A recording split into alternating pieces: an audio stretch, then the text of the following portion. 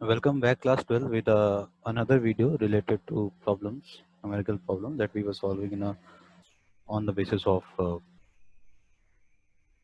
magnetic effects of current. So, 5 question हमने already पहले किए थे प्रीवियस वीडियो में. Now we are continuing this. Our question number 6 क्या कह रहा है?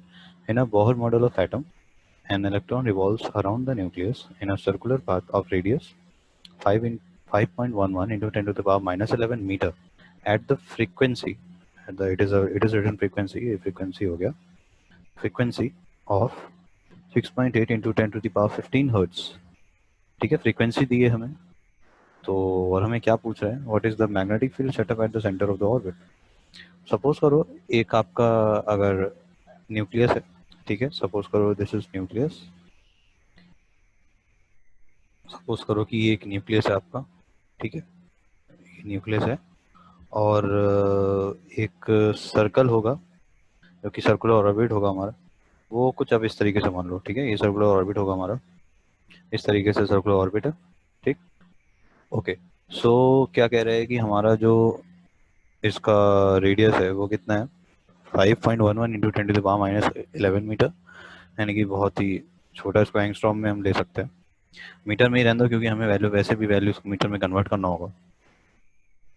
और फ्रीक्वेंसी आपकी दी हुई है 6.8 into 10 to the power 15 hertz. तो फ्रीक्वेंसी से क्या मतलब है, देखो फ्रीक्वेंसी से आप क्या निकाल सकते हो, फ्रीक्वेंसी से आप, frequency is also known as, मतलब क्या कह सकते हैं उसको, अगर हम for example frequency of the revolution electron अगर n है, ठीक है, अगर n frequency of revolution of electron है तो हमारा जो करंट होता है i, current i is equal to n ही होता है, ठीक है. ये चीज़, ये कॉन्सेप्ट है इसमें जो कि अप्लाई हुआ है. ये जो आपका फ्रीक्वेंसी अगर फॉर एग्जांपल n है, ठीक है, let frequency be small n, अगर आपकी n फ्रीक्वेंसी है, फ्रीक्वेंसी होता क्या है आप भी बताओ, नंबर ऑफ जो रिवोल्यूशन ले रहा है पर सेकंड ना, ठीक है, दैट इज द फ्रीक्वेंसी. तो फ्रीक्वेंसी ऑफ रिवोल्यूशन अगर हम n मान रहे हैं, ये अगर हमारी फ्रीक्वेंसी ऑफ रिवोल्यूशन n है, देन हम क्या लिख सकते हैं, देन हम लिख सकते हैं जो हमारा करंट होता है I is equals to n into E, जहाँ पे n आपकी फ्रीक्वेंसी होगी और n ई क्या है, magnitude of the charge. Is it clear. तो यहाँ से आपका करंट आ जाएगा, ठीक है, यहाँ से आपका करंट. तो ऐसे कोई क्वेश्चन में कभी भी आपको अगर फ्रीक्वेंसी दिया है ना, इलेक्ट्रॉनिक वाले क्वेश्चंस में अगर आपको फ्रीक्वेंसी दिया है, you can calculate current with it. Okay, अगर फ्रीक्वेंसी पता चल गया तो आप करंट को निकाल सकते हैं. So this I is equal to n e, तो यहाँ से आपका जो करंट हो जाएगा, क्योंकि ऑब्वियसली आपको अगर मैग्नेटिक फील्ड निकालना है, you need to have the value of the current, so you can calculate the current from here. तो ये हो जाएगा आपका 6.8 into 6.8 into 10 to the power क्या था, 10 टू द पावर माइनस 15, नहीं 10 to the power 15 hertz, multiply है 1.6. किसका 1.6 क्या है ये, मतलब हम मैग्नीट्यूड रखने जा रहे हैं चार्ज का, 1.6 into 10 to the power minus 19 coulomb, right. तो ये हमारा आ जाएगा. देखो सिंपल सी बात समझो, कहाँ से आया है जो आप कह रहे होगे ना कि ये सर ये कहाँ से आ गया हमारे पास, Q इज इक्वल टू, ये जो हमारा I is equal to N e क्यों हुआ. देखो आप जानते हो ना, चार्ज पर यूनिट टाइम क्या होता है, current is equal to charge per unit time होता है. करंट, अगर हम I की बात करें, is equal to charge per unit time होता है ना बेटा. और फ्रीक्वेंसी क्या होती है, फ्रीक्वेंसी क्या होती है, हाँ, 1/t नहीं होती फ्रीक्वेंसी. जो लोग सोच रहे होगे कि ये कहाँ से आया, तो थोड़ा सा अपने सोचने का तरीका को थोड़ा और ब्रॉड करोगे ना, तो काफ़ी न्यूमेरिकल्स हमारे बहुत सारी नॉलेज को रिलेट करके होते हैं, ठीक है. लोग कहते हैं इसीलिए ट्वेल्थ का जो फिजिक्स होती है वो थोड़ी सी टिपिकल होती है, टिपिकल नहीं होती, क्योंकि आप ट्वेल्थ में जा चुके हो ना, तो वो मान के आते हैं कि आपको बचपन से लेके अभी तक जितनी भी फिजिक्स पढ़ी है आपने, आपको आता है. अगर आपको आता है तो सारे कॉन्सेप्ट को आप अप्लाई कर सकते हो, अगर अप्लाई कर सकते हो हम क्यों ना उसके बेस पे न्यूमेरिकल दें. तो इसी बेस पे वो न्यूमेरिकल्स आते हैं और इसको हम इस तरीके से सॉल्व करते हैं. तो यहाँ से हमारा क्या आ जाता है, I is equal to N E, ठीक है बेटा. यहाँ से क्या आ गया हमारा, I is equal to N E, अगर एन फ्रीक्वेंसी है, यहाँ पे हम एफ लेके चले, यहाँ पे हमने फ्रीक्वेंसी को अगर एन लिया था तो आप यहाँ पे भी एन ले लो, एज सिंपल एज दैट. मैं यहाँ पे एन इसलिए ले रहा हूँ क्योंकि Q is equal to n e वाला हमारा जो फॉर्मूला था, Q is equal to n e, जो हमने चैप्टर फर्स्ट में पढ़ा था, उसको भी आप थोड़ा सा एक बार रिलेट कर पाओ। खैर उसके बात पे आते हैं, यहाँ पे फ्रीक्वेंसी को हम n लेके चलना है, इस बात को ध्यान रखना। Is it clear? तो यहाँ अगर इतनी चीजें समझ में आ गई हैं तो इसका जो मैग्नीट्यूड है आफ्टर कैलकुलेशन हमारा क्या आ जाएगा, तो तुम लोग आई होप तुम लोग साथ के साथ कैलकुलेट कर रहे होगे, सिर्फ मेरे लिखने का वेट नहीं कर रहे होगे, खुद से कैलकुलेट करोगे तो ही कैलकुलेशन स्ट्रांग होगा। नहीं तो एग्जाम में क्या होता है, कॉन्सेप्ट सबको आते होते हैं बट कैलकुलेशन में टाइम लगा देते हैं और पेपर छूट जाता है उनका। तो क्योंकि आपका पेपर काफी लेंथी टाइप का आता है तो इसलिए आप लोग अभी से कैलकुलेशन में फास्ट होगे तो आपके लिए ही बेटर होगा। तो यहाँ से जो हमारी करंट की वैल्यू आती है वो हम उसको एज इट इज ऐसे ही लिखे रहने देते हैं, अभी जो भी आएगी वो हमारी एम्पियर्स में आएगी, ठीक है, उसको यहाँ पे एम्पियर कर देते हैं, दैट्स इट। उसके बाद इसको हम आगे अपने फॉर्मूले पे रखेंगे। फॉर्मूला हमारा क्या कहता है, मैग्नेटिक फील्ड की अगर बात करें उसका मैग्नीट्यूड किसके बराबर होगा, म्यू नॉट, यानी कि मैं एम नॉट लिखता हूँ, ठीक है, म्यू नॉट को मैं एम नॉट लिखता हूँ, ठीक है, mu not into I, that is correct, mu naught into I upon में आता है 2 इंटू आर। ये हम किस बेसिस पे ये वाला फॉर्मूला लगा रहे हैं, अब आप सोच रहे हो सर ये वाला फॉर्मूला क्यों लगा रहे हैं। बेटा देखो, ये आपकी क्या है, सर्कुलर ऑर्बिट है ना, सर्कुलर ऑर्बिट को अगर आप सर्कुलर कॉइल समझ लो, सर्कुलर कॉइल पढ़ो, अभी जो हमने लास्ट प्रीवियस वीडियो में जो लास्ट क्वेश्चन किया था, दैट इज क्वेश्चन नंबर 5, वो इसी पे बेसिस पे किया था, एक सर्कुलर कॉइल थी, उसके एक्सियल पॉइंट पे हमको निकालना था मैग्नेटिक फील्ड को। अब ये एक्सियल पॉइंट अगर हम बिल्कुल सेंटर पे ले आए तो मैग्नेटिक फील्ड का सेंटर निकालेंगे, सेंटर पे आएंगे तो हमारी आर की जो डिस्टेंस हो रही थी, आर ये वाली डिस्टेंस थी ना हमारी एक्सियल पॉइंट, ये वाली डिस्टेंस एक्सियल पॉइंट से और सेंटर से डिस्टेंस जो परपेंडिकुलर डिस्टेंस थी वो हमें आर थी, यहाँ पे 0 है। तो हम कौन सा फॉर्मूला अप्लाई कर देंगे, वही सर्कुलर कॉइल वाला जो कि सेंटर पे आता था, जो कि हमने लास्ट में अप्लाई किया था, सेम यही एक्सप्रेशन हमारा यहाँ पे होगा। अब इसमें जब हम वैल्यूज को पुट करेंगे सारी, क्या हमें सारी वैल्यू पता है, हाँ हमें सारी वैल्यू पता है। अब हम इसको कर देंगे, सो चलिए हम इसके वैल्यूज को रखते हैं। तो म्यू नॉट की वैल्यू जैसा कि आपको पता है क्या होती है, वैसे तो म्यू नॉट अपॉन 4 पाई की वैल्यू होती है 10 टू द पावर -7, बट यहाँ पे हमारे पास क्या है कि म्यू नॉट है, तो हम म्यू नॉट की जगह क्या लिख सकते हैं, 4 pi into 10 to the power 7, ठीक है। तो 4 पाई 10 टू द पावर 7 हम यहाँ पे रख देते हैं, 4 pi into 10 to the power -7, ठीक है। ये हमने ये वैल्यू रख दी म्यू नॉट की, मल्टीप्लाई करंट कितना आया हमारा, जो कि हमने ऊपर का मल्टीपल लाया था उसको डायरेक्ट रख देते हैं। देखो 10 टू द पावर 15 और 10 टू द पावर -19, उसको हम जब हम मल्टीप्लाई करेंगे तो हमारा बचेगा 10 to the power -4। Is it clear? तो हम यहाँ पे क्या लिख देंगे, 6.8 multiply 1.6 multiply by 10 to the power क्या आ रहा है हमारा -4, तो हम लिख देंगे 10 टू द पावर -4, राइट। तो हमारा न्यूमरेटर का काम खत्म हो गया। अब हम आते हैं डिनोमिनेटर में। डिनोमिनेटर में हमारा 2 इंटू आर है, तो 2 इंटू आर, अब यहाँ पे आर क्या है, तो 2 तो रहेगा, मल्टीप्लाई में आर क्या है, आर की जगह पे हम क्या लिख सकते हैं वो हम देखेंगे, ठीक है। आर की जगह पे हम लिख सकते हैं ना, 1 क्या दिया हमारा रेडियस 5.11, तो 5.11 multiply by 10 to the power 10 to the power -11, okay. हम यहाँ पे -11 लिख देते हैं।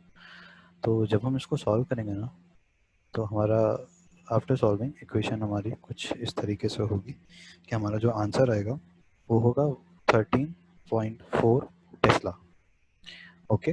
10 to the power -7 10 to the power -4 total हो गया 10 टू द पावर -11 न्यूमरेटर में, और डिनोमिनेटर में 10 टू द पावर -11 है, दोनों आपस में हो जाएंगे कैंसिल आउट। हमारे पास सिर्फ और सिर्फ क्या बच जाएगा, 4 pi into 6.8 and all this kind of values will be left with.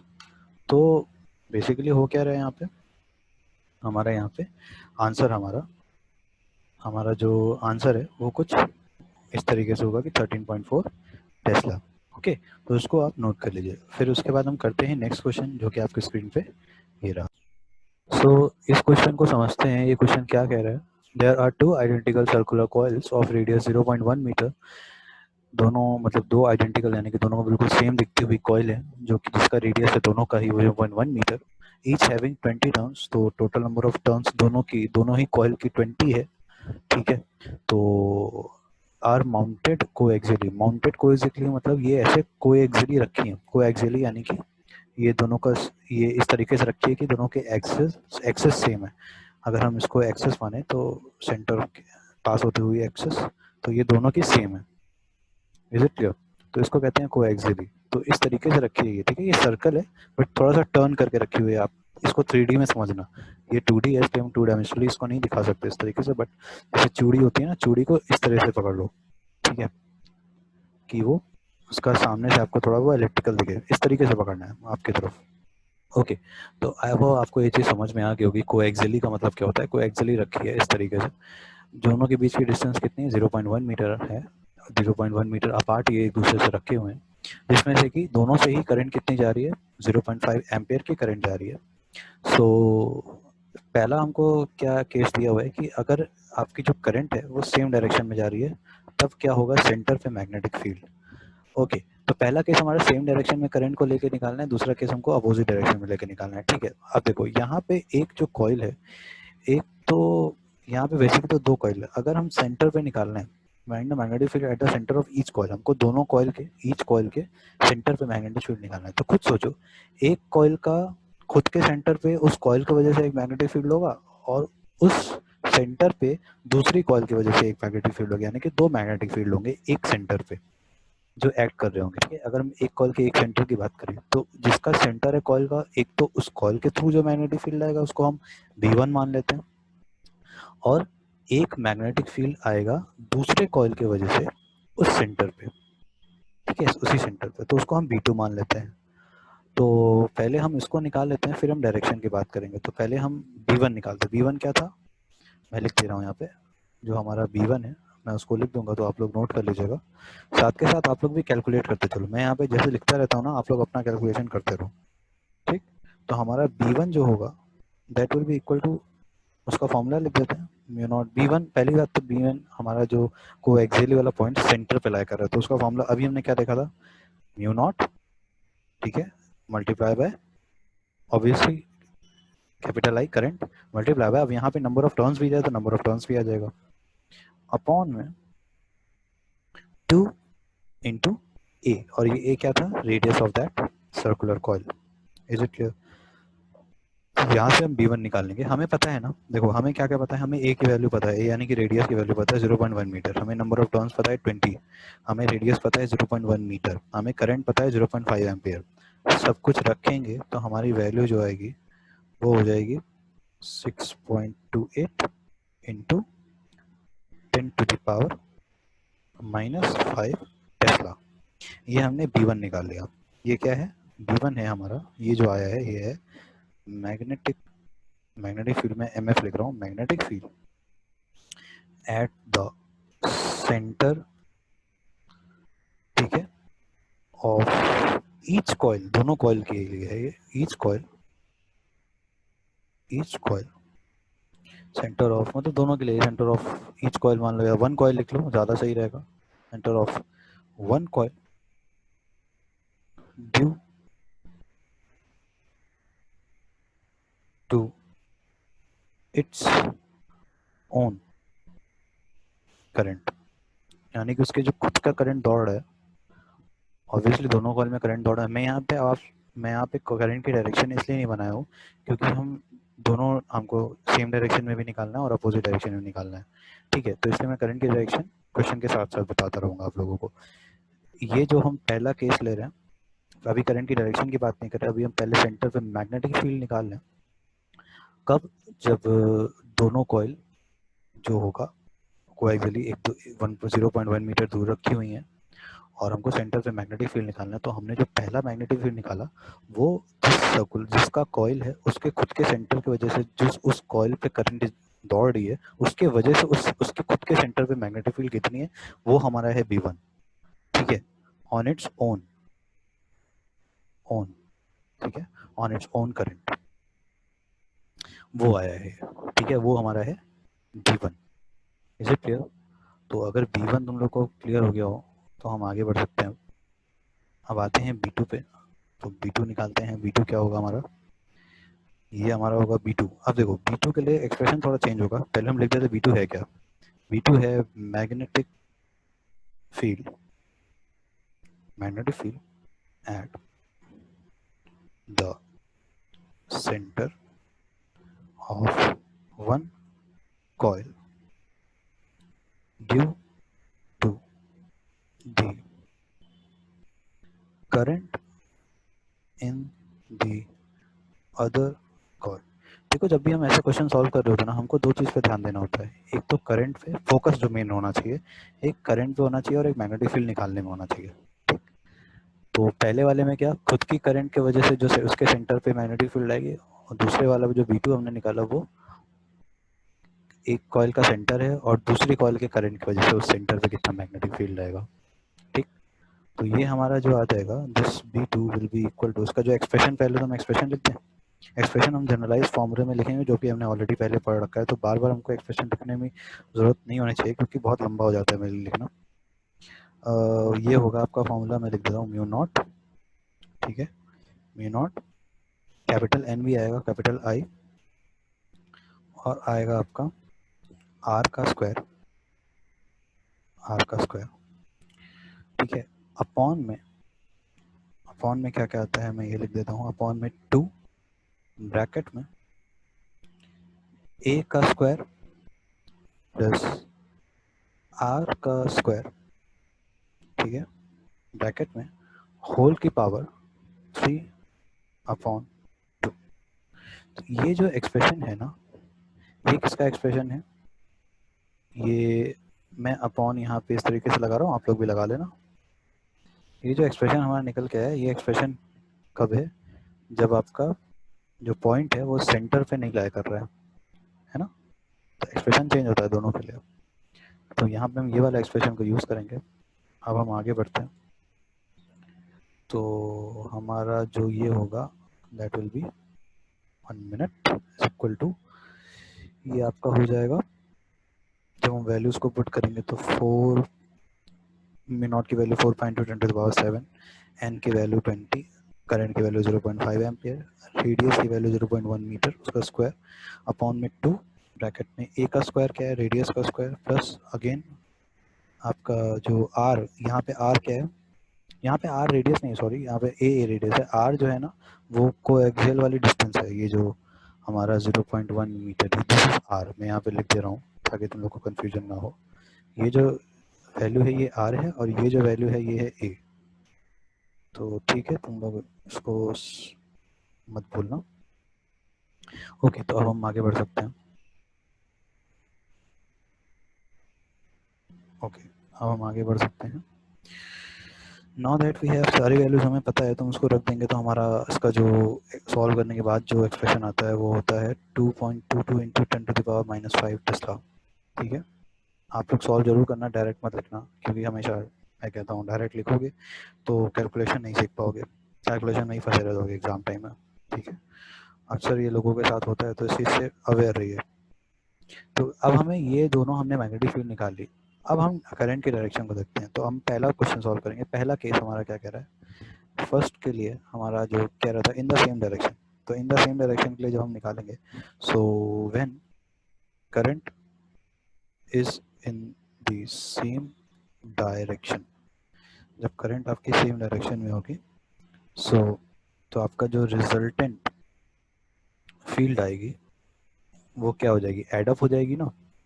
अब खुद सोचो, करंट सेम डायरेक्शन में, तो मैग्नेटिक फील्ड दोनों की वजह से जो मैग्नेटिक फील्ड होगी वो एक ही डायरेक्शन में पॉइंट करेगी, तो दोनों की तरफ से वो क्या हो जाएगा, V1 प्लस V2, दोनों को हम ऐड कर देंगे, और ऐड करने के बाद जो आ रहा है वो आप लोग यहाँ पे लिख देना।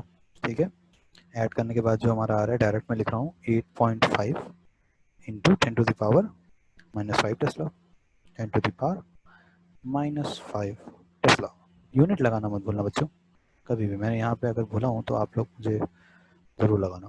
ठीक है, अब देखो सेकंड केस क्या कह रहा है, when current dot dot dot dot dot dot in opposite direction, OPP direction. ठीक है, अपोजिट डायरेक्शन में होगा तब हमारा एक्सप्रेशन क्या आ जाएगा। अब देखो, सो कुछ सोचो, जिस कॉइल पे करंट दौड़ रहा है, सेम अमाउंट का करंट दौड़ रहा है ना दोनों कॉइल पे, तो 0.5 करंट, पास वाला कौन सा पॉइंट है, ऑब्वियसली जो हमारा B1 निकला है, यानी कि सेंटर पे, खुद की कॉइल का सेंटर उसके खुद के कॉइल के पास होगा ना, तो वो है B1, रिजल्टेंट जो निकालेंगे, और दूसरे वाला जो होगा B2 वो माइनस हो जाएगा इससे, ठीक है। तो इसका जो रिजल्टेंट आएगा B1 से B2 माइनस, क्योंकि B1 का ऑब्वियसली मैग्नीट्यूड बड़ा होगा B2 से। तो इस कुछ इस तरीके से निकालेंगे तो हमारा जो आंसर आएगा वो आएगा 4.06 इंटू आएगा 10⁻⁵ टेस्ला, 10⁻⁵ टेस्ला। आप लोग यूनिट लगाना मत भूलना। तो ये था हमारा क्वेश्चन नंबर 7 आज का। तो इस तरीके से भी क्वेश्चंस आते हैं तो आपको दिमाग थोड़ा सा खोल के सोचना पड़ेगा, सिर्फ डेरिवेशन या थ्योरी काम पढ़ने से काम नहीं चलेगा। तो आप लोग को क्वेश्चंस वगैरह लगाने बहुत इसी तरीके से बहुत अलग अलग टाइप के क्वेश्चंस हैं। हम एक जैसे कि दूसरा क्वेश्चन करते हैं जो कि आपका CBSE बोर्ड में भी आ चुका है। तो ये जो क्वेश्चन है ये बहुत ही अच्छा क्वेश्चन है, आपके बोर्ड में आया है, कई बार रिपीट हुआ है। खैर ये क्वेश्चन इस तरीके का, सिर्फ वैल्यूज चेंज करके। आपके पास जैसा पहले क्वेश्चन था सिमिलरली ये वैसे ही है कुछ क्वेश्चन, ठीक है। दो लूप्स हैं जो कि L1 एंड L2 यहाँ पे नाम दे दिया गया है, और ये को एक्चुअली ऐसे रखी हुई हैं। दोनों के बीच का डिस्टेंस कितना है वो मैं अभी बताऊंगा, ठीक है।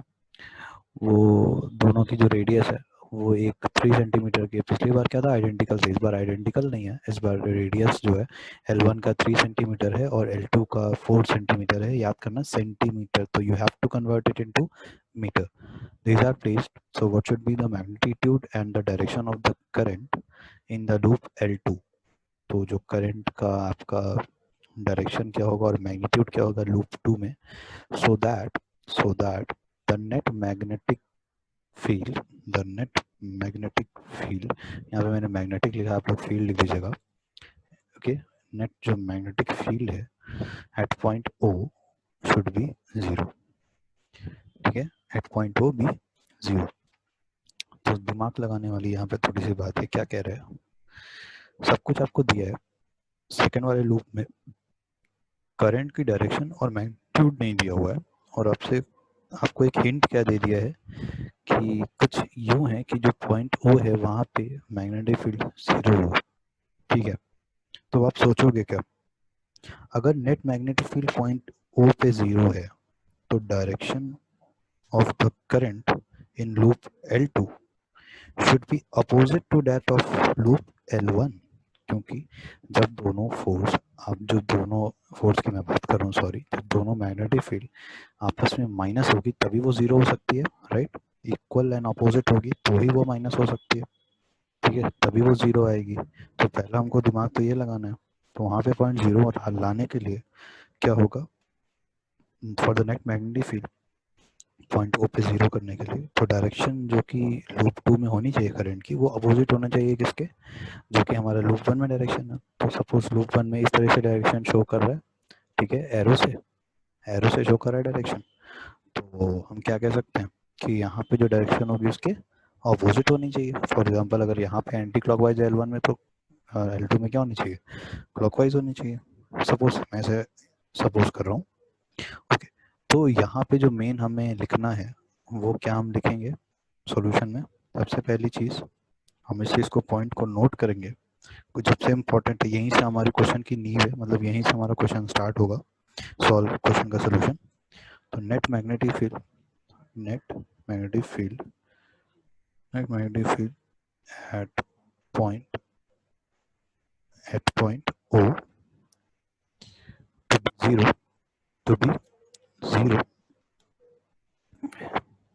the direction of current in loop 2, obviously L2, opposite to that of 1। बेटा इस चीज को समझे आप लोग कि नहीं, ठीक है। नेट मैग्नेटिक फील्ड 0 करने के लिए क्या करना होगा कि हमारी जो वहाँ पे मतलब जो मैग्नेटिक फील्ड आई थी 0.O पे, मैग्नेटिक फील्ड 0 अगर हमें लाना है तो करंट की डायरेक्शन क्या होनी चाहिए, अपोजिट होनी चाहिए। इसके बाद अब इससे क्या कंक्लूड करोगे कि magnitude of the magnetic field due to current I1 in L1 यानी कि I1 करंट के वजह से जो लूप 1 में जो मैग्नेटिक फील्ड प्रोड्यूस हो रही है, that will be equal to the magnitude of the magnetic field due to current I2 in L2। ये तो मतलब हुआ दोनों की क्या होनी चाहिए, मैग्नेटिक फील्ड जो होनी चाहिए वो इक्वल एंड ऑपोजिट होनी चाहिए, राइट। तो मैग्नीट्यूड तो इक्वल होगा दोनों का, तो हम यहाँ पे क्या लिख सकते हैं, magnitude of magnetic field due to I1 current I1 in L1, this should be equal to magnitude of magnetic field due to I2 in L2। Is it clear? ठीक है, ये हमारा दिमाग लगाना था यहाँ से। उसके बाद सिर्फ और सिर्फ क्या बची है, कैलकुलेशन बचा है। ठीक है, तो इसको आप और क्या लिख सकते हो, इसको आप अब थोड़ा सा मैथमेटिकल एक्सप्रेशन में चेंज कर डालो। ओके, तो मैथमेटिकल एक्सप्रेशन क्या रहेगा हमारा, थोड़ा सा आप सोच रहे हो कि सर ये डेसिमल में दिया है, हम इस पॉइंट को मतलब कैसे वैल्यू सॉल्व करेंगे। कोई दिक्कत नहीं है, आप सिंपल एक्सप्रेशन रखो, थोड़ा सा मतलब चीज़ें जो है ना वो कैंसिल आउट हो जाएंगी, परेशान मत होना। कभी भी सीबीएसई बोर्ड अगर कोई क्वेश्चन देता है ना, तो वो इस तरीके से देता है कि जो हमारी वैल्यूज है वो इंच मतलब अगर कुछ भी हो जो भाई वैल्यूज है वो या तो कैंसिल आउट हो जाए या तो बहुत ही सिंपल कैलकुलेशन होगी, अप्रोक्सीमेट कैलकुलेशन। ठीक है, तो यहाँ पे वैल्यूज हमारी जो डेसिमल में दी है ना वो हो जाएंगी कैसे, डेसिमल में अभी तो आपको 3-4 सेंटीमीटर दिख रहा है, बट आप मीटर में रखोगे ना तो वो मतलब हमारी डेसिमल में चेंज होगी और थोड़ा सा आप लोग को लगेगा कि क्या ही ये हमें डिस्टर्ब मतलब दिक्कत होगी। कोई दिक्कत नहीं है, इस लाइन को हम कर देते हैं छोटा, हो जाओ छोटे थोड़े से। ओके, यहाँ से हमारा काम हो जाएगा। अब हम आते हैं इस पे दोबारा से, क्या लिख रहे थे हम, हमको उसको मैथमेटिकल एक्सप्रेशन में चेंज करना था, तो यहाँ पे हो जाएगा आपका फॉर्मूला लगेगा सिंपल वाला, क्या, mu naught into I1, obviously loop 1 के लिए लिख रहे हैं, इंटू आर का स्क्वायर, क्या है आर का स्क्वायर 3 सेंटीमीटर है रेडियस 1, तो उसको हम अगर मीटर में चेंज करेंगे तो ये हो जाएगा 0.03, तो 0.03 ब्रैकेट क्लोज्ड, इसका स्क्वायर, इसकी पावर 2 लिख देते हैं। ठीक, अपॉन नीचे आ जाते हैं, अपॉन 2, फिर ब्रैकेट हमारा खुलेगा। ठीक है, ब्रैकेट खुला, फिर अगेन ब्रैकेट में वही मतलब आर का स्क्वायर और ए का स्क्वायर होता था ना, ए का स्क्वायर प्लस आर का स्क्वायर, तो ए का स्क्वायर हमारा 0.03 का स्क्वायर, इसके लोगों पावर 2, फिर प्लस लिखोगे अगेन 0.04 का पावर 2। ओके, कर दो ब्रैकेट बंद बड़ा वाला, और होल की पावर क्या था हमारा 3/2। अब आधे तो इसमें यही घबरा गए होगी कि सर ये क्या क्या लिख दिए हैं आप, 0.3 का होल पावर 3/2 कहाँ से निकालेंगे। परेशान मत हो, वेट करो, देखो उसके बाद म्यू नॉट सेकंड वाले के लिए is equal to mu nought, second वाले कॉइल का मैग्नीट्यूड की बात कर रहे हैं, सेकंड वाले जो मैग्नेटिक फील्ड है उसका मैग्नीट्यूड का म्यू नॉट इंटू I2 होएगा आपकी बार, क्योंकि I2 करंट की वजह से है। अगेन ब्रैकेट में रेडियस किसका, सेकंड वाले उसका कॉइल का स्क्वायर, सॉरी यहाँ पे रेडियस नहीं आता, ये जो यहाँ पे 0.0 आपका ये 3 लिखा हुआ है, this is not a radius. ठीक है, तो ये इसको आप इस तरीके से समझो कि ये रेडियस हमारा मतलब ये जो आर है ना, मैं आर के, आप लोग सोच रहे हो कि सर आर की डिस्टेंस कहाँ से आ रही है, तो ये क्वेश्चन में आर यहाँ पे मैं बताना भूल गया आप लोगों को, ये गिवन है इस तरीके से। तो जो आर की डिस्टेंस यहाँ से लेके यहाँ तक की दैट इज 4 सेंटीमीटर, ये जो हमारी है ये हमारी 4 सेंटीमीटर की है, और इसके आगे जब आते हैं यहाँ से सेकेंड वाली कॉइल के सेंटर से और ओ तक की डिस्टेंस है 3 सेंटीमीटर। ओके, तो फर्स्ट वाले कॉइल के सेंटर से ओ तक की डिस्टेंस आपकी 4 सेंटीमीटर है, और सेकंड वाले कॉइल के सेंटर से ओ तक की डिस्टेंस जो आपकी है वो 4 सेंटीमीटर है। तो यहाँ ये है आर की डिस्टेंस, जो हमारा एक्सप्रेशन में जो आर होता था वो हमारा एक्सियल डिस्टेंस जिसको हम बोलते हैं, तो वो एक्सियल डिस्टेंस है 4 सेंटीमीटर, और रेडियस तो आपको पता ही है। ठीक है, तो पहले का जो हमारा एक्सप्रेशन था, ये था M naught I one into radius का स्क्वायर अपॉन में 2 ब्रैकेट में रेडियस का स्क्वायर प्लस जो हमारी एक्सियल डिस्टेंस है उसकी स्क्वायर। ठीक है, तो रेडियस का ये इसका स्क्वायर और परपेंडिकुलर डिस्टेंस यानी कि जो एक्सियल डिस्टेंस है उसका स्क्वायर। तो यहाँ पे भी कुछ ऐसे ही होगा। इस एक्सप्रेशन को और बढ़ाते हैं, इसकी पावर 2 लिख देते हैं, इसकी पावर 2 लिख देते हैं, फिर अपॉन में 2 ब्रैकेट में अगेन वो सारी चीज़ें हम जो लिखेंगे सारी चीज़ें हो जाएगी, ये कॉमन आएगी। ठीक है, कॉमन कैसे आएगी, क्योंकि यहाँ पे अब ये जो 0.3 यहाँ पे जो 0.03 दिख रहा है ये रेडियस है पहले वाले कॉइल का, और ये डिस्टेंस है पॉइंट ओ तक का उसके सेंटर से। यहाँ पे जो हम लिखेंगे वो पहले तो रेडियस लिखते हैं 0 पॉइंट क्या है हमारा रेडियस 0.04 सेंटीमीटर, उसका स्क्वायर, उसकी पावर 2 लिख दो भाई, प्लस अब जो हम लिखेंगे वो क्या होगा, जो हमारे रेडियल कह रहे हैं जो हमारा एक्सियल डिस्टेंस है उसका स्क्वायर, तो 0.03 मीटर उसका स्क्वायर। ठीक, इसको थोड़ा सा और पीछे लाते हैं ताकि हमारा एक्सप्रेशन बढ़ा जा रहा है वो सही हो जाए। ओके, इसका इसकी पावर 2 और फिर होल का पावर 3/2। ठीक है, होल की पावर 3/2। अब खुद बताओ, ये जो नीचे एक्सप्रेशन हमारा आया है तो ये हमारे लेफ्ट वाले साइड वाला जो ये एक्सप्रेशन है तो उससे मैच कर रहा है, तो दोनों आपस में हो गए कैंसिल आउट। तो कॉम्प्लिकेटेड वाला जो हमारा एक्सप्रेशन था वो तो गया खत्म, बचा हमारे पास क्या क्या, सिर्फ और सिर्फ सिंपल सिंपल चीज़ें, इसको कि हम आसानी से कैलकुलेट कर देंगे। तो हमारा बचेगा इस I2 को, हमको I2 निकालना है तो I2 को एक तरफ कर देते हैं, इज इक्वल टू ये आएगा आपका ब्रैकेट में 0.03 का स्क्वायर। ठीक है, 0.03 का स्क्वायर अपॉन में ये आएगा 0.0 ब्रैकेट में ही लिखते हैं 0.04 का स्क्वायर। ठीक है, इसका स्क्वायर आएगा मल्टीप्लाई बाय I1। ठीक है, और यहाँ पे I1 आपको डायग्राम में दिया हुआ था 1 एम्पियर, I1 क्या है 1 एम्पियर है, तो यहाँ से आपको I1 भी क्लियर हो गया, और ये डिस्टेंस में जो कि मुझे पहले लिखनी चाहिए थी बट मुझे बाद में लिखा, तो अब तुम लोगों को क्लियर हो गया होगा ये सारी चीज़ें गिवन है, जितनी चीज़ें गिवन है सारी मैंने लिख दी है इस डायग्राम में, जो चीज़ आपको गिवन है, और जो डिस्टेंस है मतलब रेडियस की वो मैं ऐसे बता दे रहा हूँ कि ये जो छोटा वाला कॉइल है उसका 3 सेंटीमीटर की रेडियस है, बड़े वाले के 4 सेंटीमीटर की रेडियस है। बाकी हमने सिर्फ और सिर्फ एक्सप्रेशन में सारी वैल्यूज को रख दिया है, तो हमारा जो आंसर आ गया I2 this will be equal to, ये जो हमारा I2 आ रहा है ये आ रहा है 0.56 ampere. Is it clear?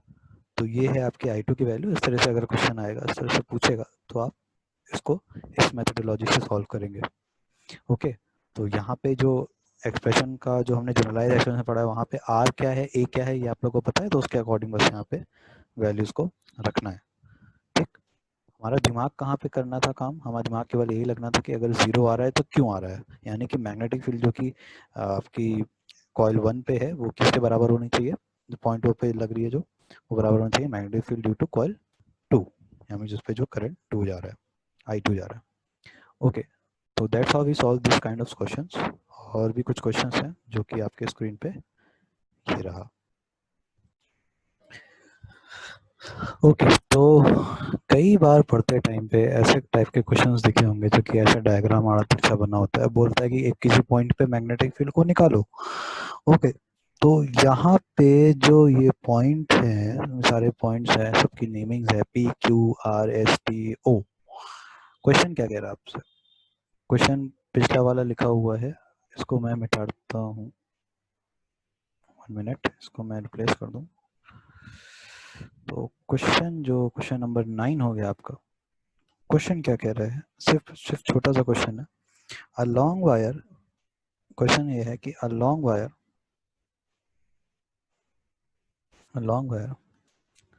Having a semi circular loop of radius small r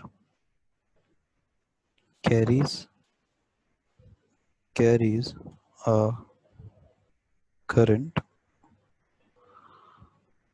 I, carries a current I current carry कर रहा है एज इन फिगर, ठीक है, जैसा कि डायग्राम में दिया हुआ है as in figure. So find the magnetic field due due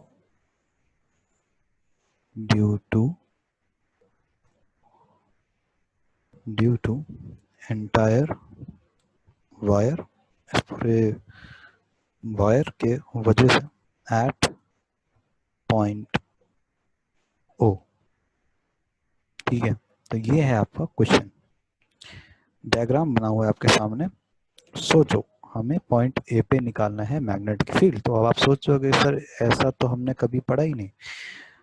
देखो, जैसा कि हमने एक स्क्वायर वाला क्वेश्चन सॉल्व किया था पिछले वीडियो में, question number 4 I think, yes question number 4.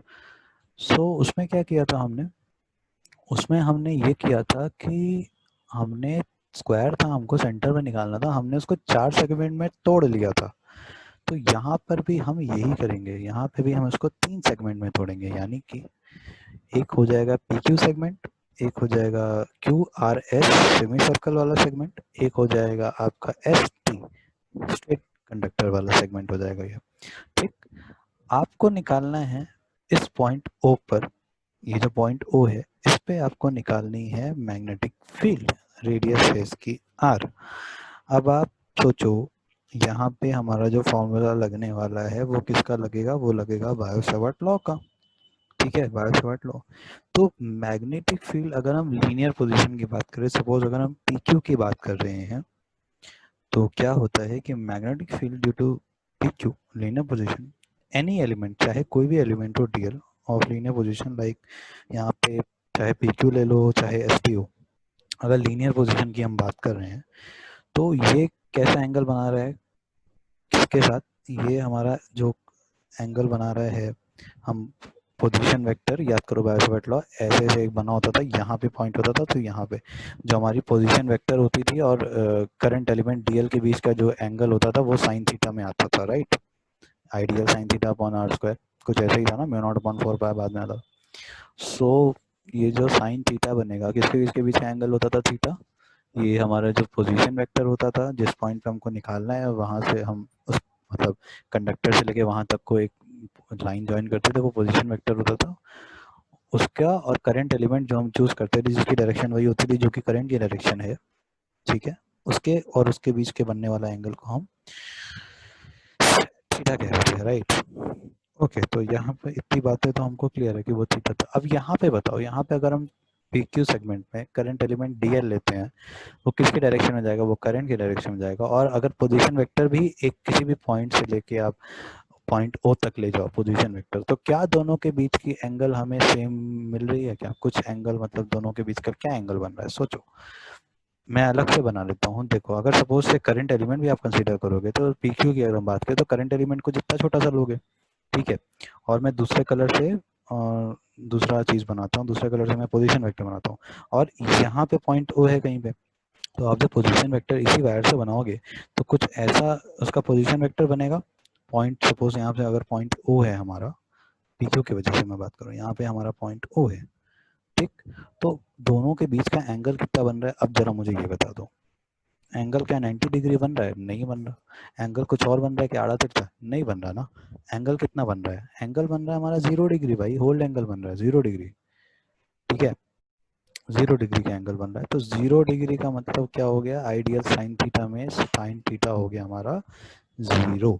यानी कि इस बात से हमें इस कंक्लूजन पे क्या पहुंचेंगे, हम किस कंक्लूजन पे पहुंचेंगे, वो ये है कि अगर आपका कोई स्ट्रेट वायर दिया हुआ है और उसके स्ट्रेट वायर के एक्सियल पोजीशन पे अगर आपको कोई मैग्नेटिक फील्ड पूछ ली जाए, बिल्कुल स्ट्रेट कहीं पे एक ऐसे वायर दिया हुआ है, उसके ऊपर में आपसे कहीं या फिर एक्सियल पोजीशन में आपसे कोई मैग्नेटिक फील्ड पूछ दी जाए, तो उसका मैग्नीट्यूड सीधे के सीधे आंख बंद करके हम क्या कर देते हैं, 0. बिकॉज उसमें जो हमारा करंट एलिमेंट और जो पोजीशन वेक्टर बनता है उसके बीच का जो एंगल हो जाता है 0 डिग्री, और हमारा जो मैग्नेटिक फील्ड है उन दोनों के बीच के एंगल पे डिपेंड करती है, उसके साइन थीटा पे डिपेंड करती है। तो हमारा यहाँ से जो मैग्नीट्यूड है मैग्नेटिक फील्ड का वो हो जाता है 0। तो आई होप ये वाली बात तुम लोग को हो गई होगी क्लियर। तो हम सीधे के सीधे क्या कह सकते हैं कि जो हमारा यहाँ पे जो वायर का जो सेगमेंट PQ और ST है, इन दोनों के वजह से जो पॉइंट O पे मैग्नेटिक फील्ड आ रही होगी वो होगी 0। यानी कि बचा क्या, सिर्फ और सिर्फ जो हमारा QRS सेमी सर्कल है, सिर्फ और सिर्फ यही कंट्रीब्यूट करेगा पॉइंट O पे जो मैग्नेटिक फील्ड आ रही होगी। पूरा का पूरा योगदान इसका होगा, क्योंकि PQ और ST ने हाथ खड़े कर लिए, क्योंकि उनके बीच का एंगल बन गया था 0। सो वो तो हो गए 0। बचा कौन, सिर्फ और सिर्फ QRS जो कि हमारा सेमी सर्कल है। अब यहाँ पे कौन सा फॉर्मूला लगेगा, अब यहाँ पे अगेन बायो-सावर्ट लॉ लगेगा, जो कि हम एक सर्कुलर कॉइल के सेंटर पे निकालते थे। याद करो उसका डेरिवेशन, तो तुम लोग को याद आएगा। यहाँ पे हम क्या कह सकते हैं, magnetic field due to semi circular position में, पहले तो हम यहाँ पे लिख देते हैं, ठीक है क्या, कि 0 क्यों हुआ, उसका रीजन भी लिख देते हैं ताकि तुम लोग को लिख लो उस चीज को। So magnetic field due to segment PQ and ST will be 0 बड़े से लिखते हैं, bold 0, because the angle between the current element and the position vector with respect to position vector of point O with respect to the current element,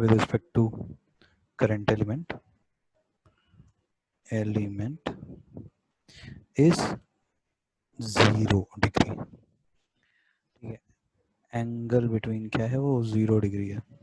सो यहाँ पे जो हमारा magnetic field due to linear portion हो गया, वो हो गया 0।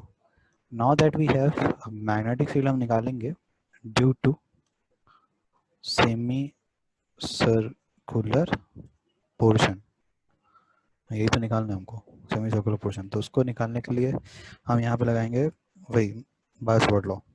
तो कोई भी एलिमेंट डीएल हम इस पोजीशन पे एज्यूम कर लेते हैं, कोई भी एक डीएल पोजीशन एज्यूम कर लो सेमी सर्कुलर पे, कोई भी डीएल ऐसे एज्यूम कर लो, मैं बना नहीं रहा हूँ, आप लोग एज्यूम कर लेना, ठीक है, क्योंकि ऑलरेडी मैंने डिराइव करा है तो तुम लोग को पता ही होगा कहाँ से कैसे एज्यूम करते हैं। डीएल हमने इस पोर्शन पे एज्यूम कर लिया, वो क्या होगा, हमारे पॉइंट आर पे परपेंडिकुलर होगा, जो हमारा रेडियस का मतलब जो पोजीशन वेक्टर आर आएगा उस पर परपेंडिकुलर। देखो करंट एलिमेंट कहीं भी ले लो, मतलब यहाँ पे छोटा सा ले लो, तो ठीक है, ये करंट एलिमेंट अगर हम लिए हैं तो यहाँ पे अगर आर का हम पोजीशन वेक्टर बनाएंगे तो आर का पोजीशन वेक्टर कुछ यहाँ से इस तरीके से बनेगा, ये इसके परपेंडिकुलर है, दोनों के करंट एलिमेंट इधर की तरफ है और ये इधर परपेंडिकुलर है। अब करंट एलिमेंट तुम चाहे यहाँ पे एज्यूम कर लो, करंट एलिमेंट यहाँ पे छोटा सा एज्यूम किया तो अगेन ये जो पोजीशन वेक्टर आर का है ये भी इसके परपेंडिकुलर है, कहीं भी लोगे परपेंडिकुलर ही आएगा। तो दोनों के बीच का एंगल कितना हो गया, 90 डिग्री। तो साइन 90 कितना हो जाएगा बताओ, 1। तो हमारे पास क्या बचेगा, I dl upon r square, right, यही बचेगा ना। और dB इज इक्वल टू होता था ना हमारा, this dB is equal to I dl sine theta upon r, mu nought upon 4 pi तो ऑब्वियसली रहता ही था, mu nought upon 4 pi multiply by क्या होता था, ये होता था आई फिर dl साइन थीटा हमारा तो साइन 91 हो गया था, उसको नहीं लिख रहे हैं, अपॉन में आर का स्क्वायर, यही होता था आर की पावर 2, ऐसे होता था ना, ठीक है। इसको हम इंटीग्रेट कर देंगे तो हमारा b क्या हो जाएगा, हमारा b will be equal to, अब dl को इंटीग्रेट करेंगे तो क्या बनेगा, सेमी सर्कुलर लेंथ है ना, सेमी सर्कुलर लेंथ। अब बताओ जब पूरे सर्कल का सर्कमफेरेंस 2 पाई आर होता था, डीएल को जब हम इंटीग्रेट करते थे पूरे सर्कल के लिए तो वो 2 पाई आर आता था, यहाँ पे डीएल का इंटीग्रेशन क्या 2 पाई आर ही आएगा, पूरा सर्कल तो नहीं बन रहा ना, सेमी सर्कल बन रहा है, तो कितना आएगा, उसका आधा आएगा, 2 पाई आर का आधा कितना होता है, पाई आर, ठीक है। तो यहाँ पे जो डीएल का इंटीग्रेशन आएगा वो आएगा पाई आर। तो यहाँ से आपका जो एक्सप्रेशन है वो क्या चेंज हो जाएगा, ये आपका हो जाएगा म्यू नॉट अपॉन 4 पाई, ये तो कहीं नहीं जाने वाला, ये तो साथ ही है इसका, वो तो पीछे ही नहीं छोड़ेगा इसका, multiply by current I, DL का इंटीग्रेशन बाद में करेंगे, अपॉन आर स्क्वायर लिख दें, अपॉन आर स्क्वायर आर की पावर 2। ठीक है, यहाँ तक सही है। अब मल्टीप्लाई बाय आएगा यहाँ पे डीएल का इंटीग्रेशन, डीएल का इंटीग्रेशन आएगा pi into small r radius. ठीक, अब इसको फटाफट फटाफट काटो पीटो, ऊपर से नीचे जो कट सकता है, हमारा जो टोटल मैग्नेटिक फील्ड आ जाएगा। सो हमारा ये जो total magnetic field at O, ठीक है, due to entire wire, this will be equal to क्या, इसको सॉल्व करने पे आएगा mu not into I upon 4r। तो ये हो गया आपका क्वेश्चन सॉल्व। इसी तरीके से हम सॉल्व करते हैं इस तरीके के क्वेश्चंस को। जब भी ऐसे डायग्राम वाला आता है तो हम उसको सेगमेंट्स में तोड़ते हैं और उस पॉइंट पे अलग अलग सेगमेंट की वजह से कैलकुलेट करते हैं, और जो आता है उसको लास्ट में हम जोड़ देते हैं। तो यहाँ पे अगर लीनियर की वजह से जीरो ना आता तो हम उसमें वो वाले पोर्शन के मैग्नेटिक फील्ड को भी, मैग्नीट्यूड को ऐड करते हैं। Is it clear? तो इस तरह के क्वेश्चन को हम इस तरीके से सॉल्व करते हैं। We use this methodology for solving these kind of questions. तो ये सारे क्वेश्चन थोड़े से इम्पोर्टेंट इसलिए हैं क्योंकि क्वेश्चन इससे आ चुके हैं कई बार आपके बोर्ड में। सो इसी तरीके से हम कुछ और क्वेश्चन करने वाले हैं, जो कि आपका क्वेश्चन नंबर 10 ये रहा। तो देखो ये वाला क्वेश्चन में ये क्या कह रहा है कि the current loop P Q R S T P, यानी कि ये करंट लूप है इस तरीके की, जो कि किससे मिलके बनी है, जो कि दो सर्कुलर सेगमेंट से मिलके बनी है, जिसका कि रेडियस r1 एंड r2 था। तो आप देख पा रहे होगे जो छोटा सा सर्कल है उसका रेडियस r2 है, और जो उससे बड़ा सर्कल का एक बाहर जो QR सेगमेंट है वो क्या है, एक बड़े सर्कल से छोटा सा सेगमेंट लिया गया है। ठीक है, मतलब ये समझ लो एक तरीके के दो कॉन्सेंट्रिक सर्कल लिए गए होंगे। ठीक है, उसका ये पार्ट है, उसके दोनों ये पार्ट हैं। ठीक है, तो इसके एक का रेडियस है छोटे वाले का r1, बड़े वाले का r2, जिसमें से आई एम्पियर की करंट फ्लो हो रही है। करंट का डायरेक्शन आपको साफ साफ दिख रहा होगा, मैंने दिखा दिया है एरो से। सो आपको मैग्नेटिक फील्ड निकालना है एट द सेंटर O। तो देखो इसमें हमने क्या क्या किया है, ये जितना ब्लैक पोर्शन दिख रहा है सारे तो ड्रॉन है, सारे वायर है। ठीक है, जो ब्लैक पोर्शन है दिस आर ऑल वायर। ये जो ब्लू पोर्शन है इसको मैंने एंगल बनाने के लिए कंस्ट्रक्शन किया है। ब्लू कलर का दिख रहा होगा आपको, alpha angle. This alpha angle is a construction जो कि हमने किया हुआ है। ठीक है, क्यों किया है उसकी बात करते हैं। देखो तो क्वेश्चन हमारा क्या कह रहा था, find the common centre O, और आगे एक और कह रहा है What will be the field if the angle is 90 degree. Field की एंगल क्या होगी अगर हमारा क्या हो गया, दिस इज द पूरा क्वेश्चन आपको अब दिख रहा होगा। तो मैं इस क्वेश्चन को थोड़ा सा ऊपर कर देता हूँ ताकि तुम लोग को पूरा चीज दिखे। ठीक है, तुम लोग को अब पूरा शायद दिख रहा होगा, नहीं अभी भी नहीं दिख रहा, और थोड़ा सा ऊपर करना पड़ेगा। ओके कोई बात नहीं, इट्स ओके। नहीं दिख रहा है तो कुछ नहीं कर सकते अब हम उसके लिए। So this is your question जो है, तो एंगल पूरा क्वेश्चन ओके। तो ये है पूरा क्वेश्चन। लास्ट टाइम कुछ कुछ हो गया था इस वजह से पूरा क्वेश्चन नहीं दिख रहा, अब ये पूरा क्वेश्चन दिख रहा है आपको। What will be the field if the angle alpha is 90 degree. अगर अल्फा 90 डिग्री हो जाएगा तो फील्ड क्या होगा, हमसे ये क्वेश्चन पूछ रहा है। तो हम इस क्वेश्चन को समझते हैं। तो अगर मैग्नेटिक फील्ड निकालना है ना पॉइंट O पे, तो ड्यू टू ईच ऑफ, मतलब स्ट्रेट पार्ट, जो स्ट्रेट पार्ट है, यानी कि स्ट्रेट पार्ट कौन कौन से आपको दिख रहे होंगे सर, सेंटर से स्ट्रेट पार्ट कौन से दिख रहा है, एक तो आपको दिख रहा होगा आर एस वाला पार्ट और एक पीक्यू वाला पार्ट होगा। ठीक है, मतलब कि ये आर एस वाला पार्ट, ये वाला पार्ट पोर्शन, ठीक है, और एक ये वाला पोर्शन दिख रहा होगा पीक्यू वाला। ठीक है, तो ये जो एस को और मैं फास्ट में कर देता हूँ, तो आर एस वाला पोर्शन दोनों को दिख रहा है ना क्लियर, इसमें तो कोई दिक्कत नहीं है। आर एस वाला पोर्शन और ये आर है। ठीक है, करंट आई जा रही है इसमें से। चलो ये सब बातें तुम लोगों को क्लियर होंगी ना, इसमें तो कुछ ऐसा कोई एम्बिग्यूटी नहीं होगी, क्वेश्चन कंफ्यूजन नहीं होगा।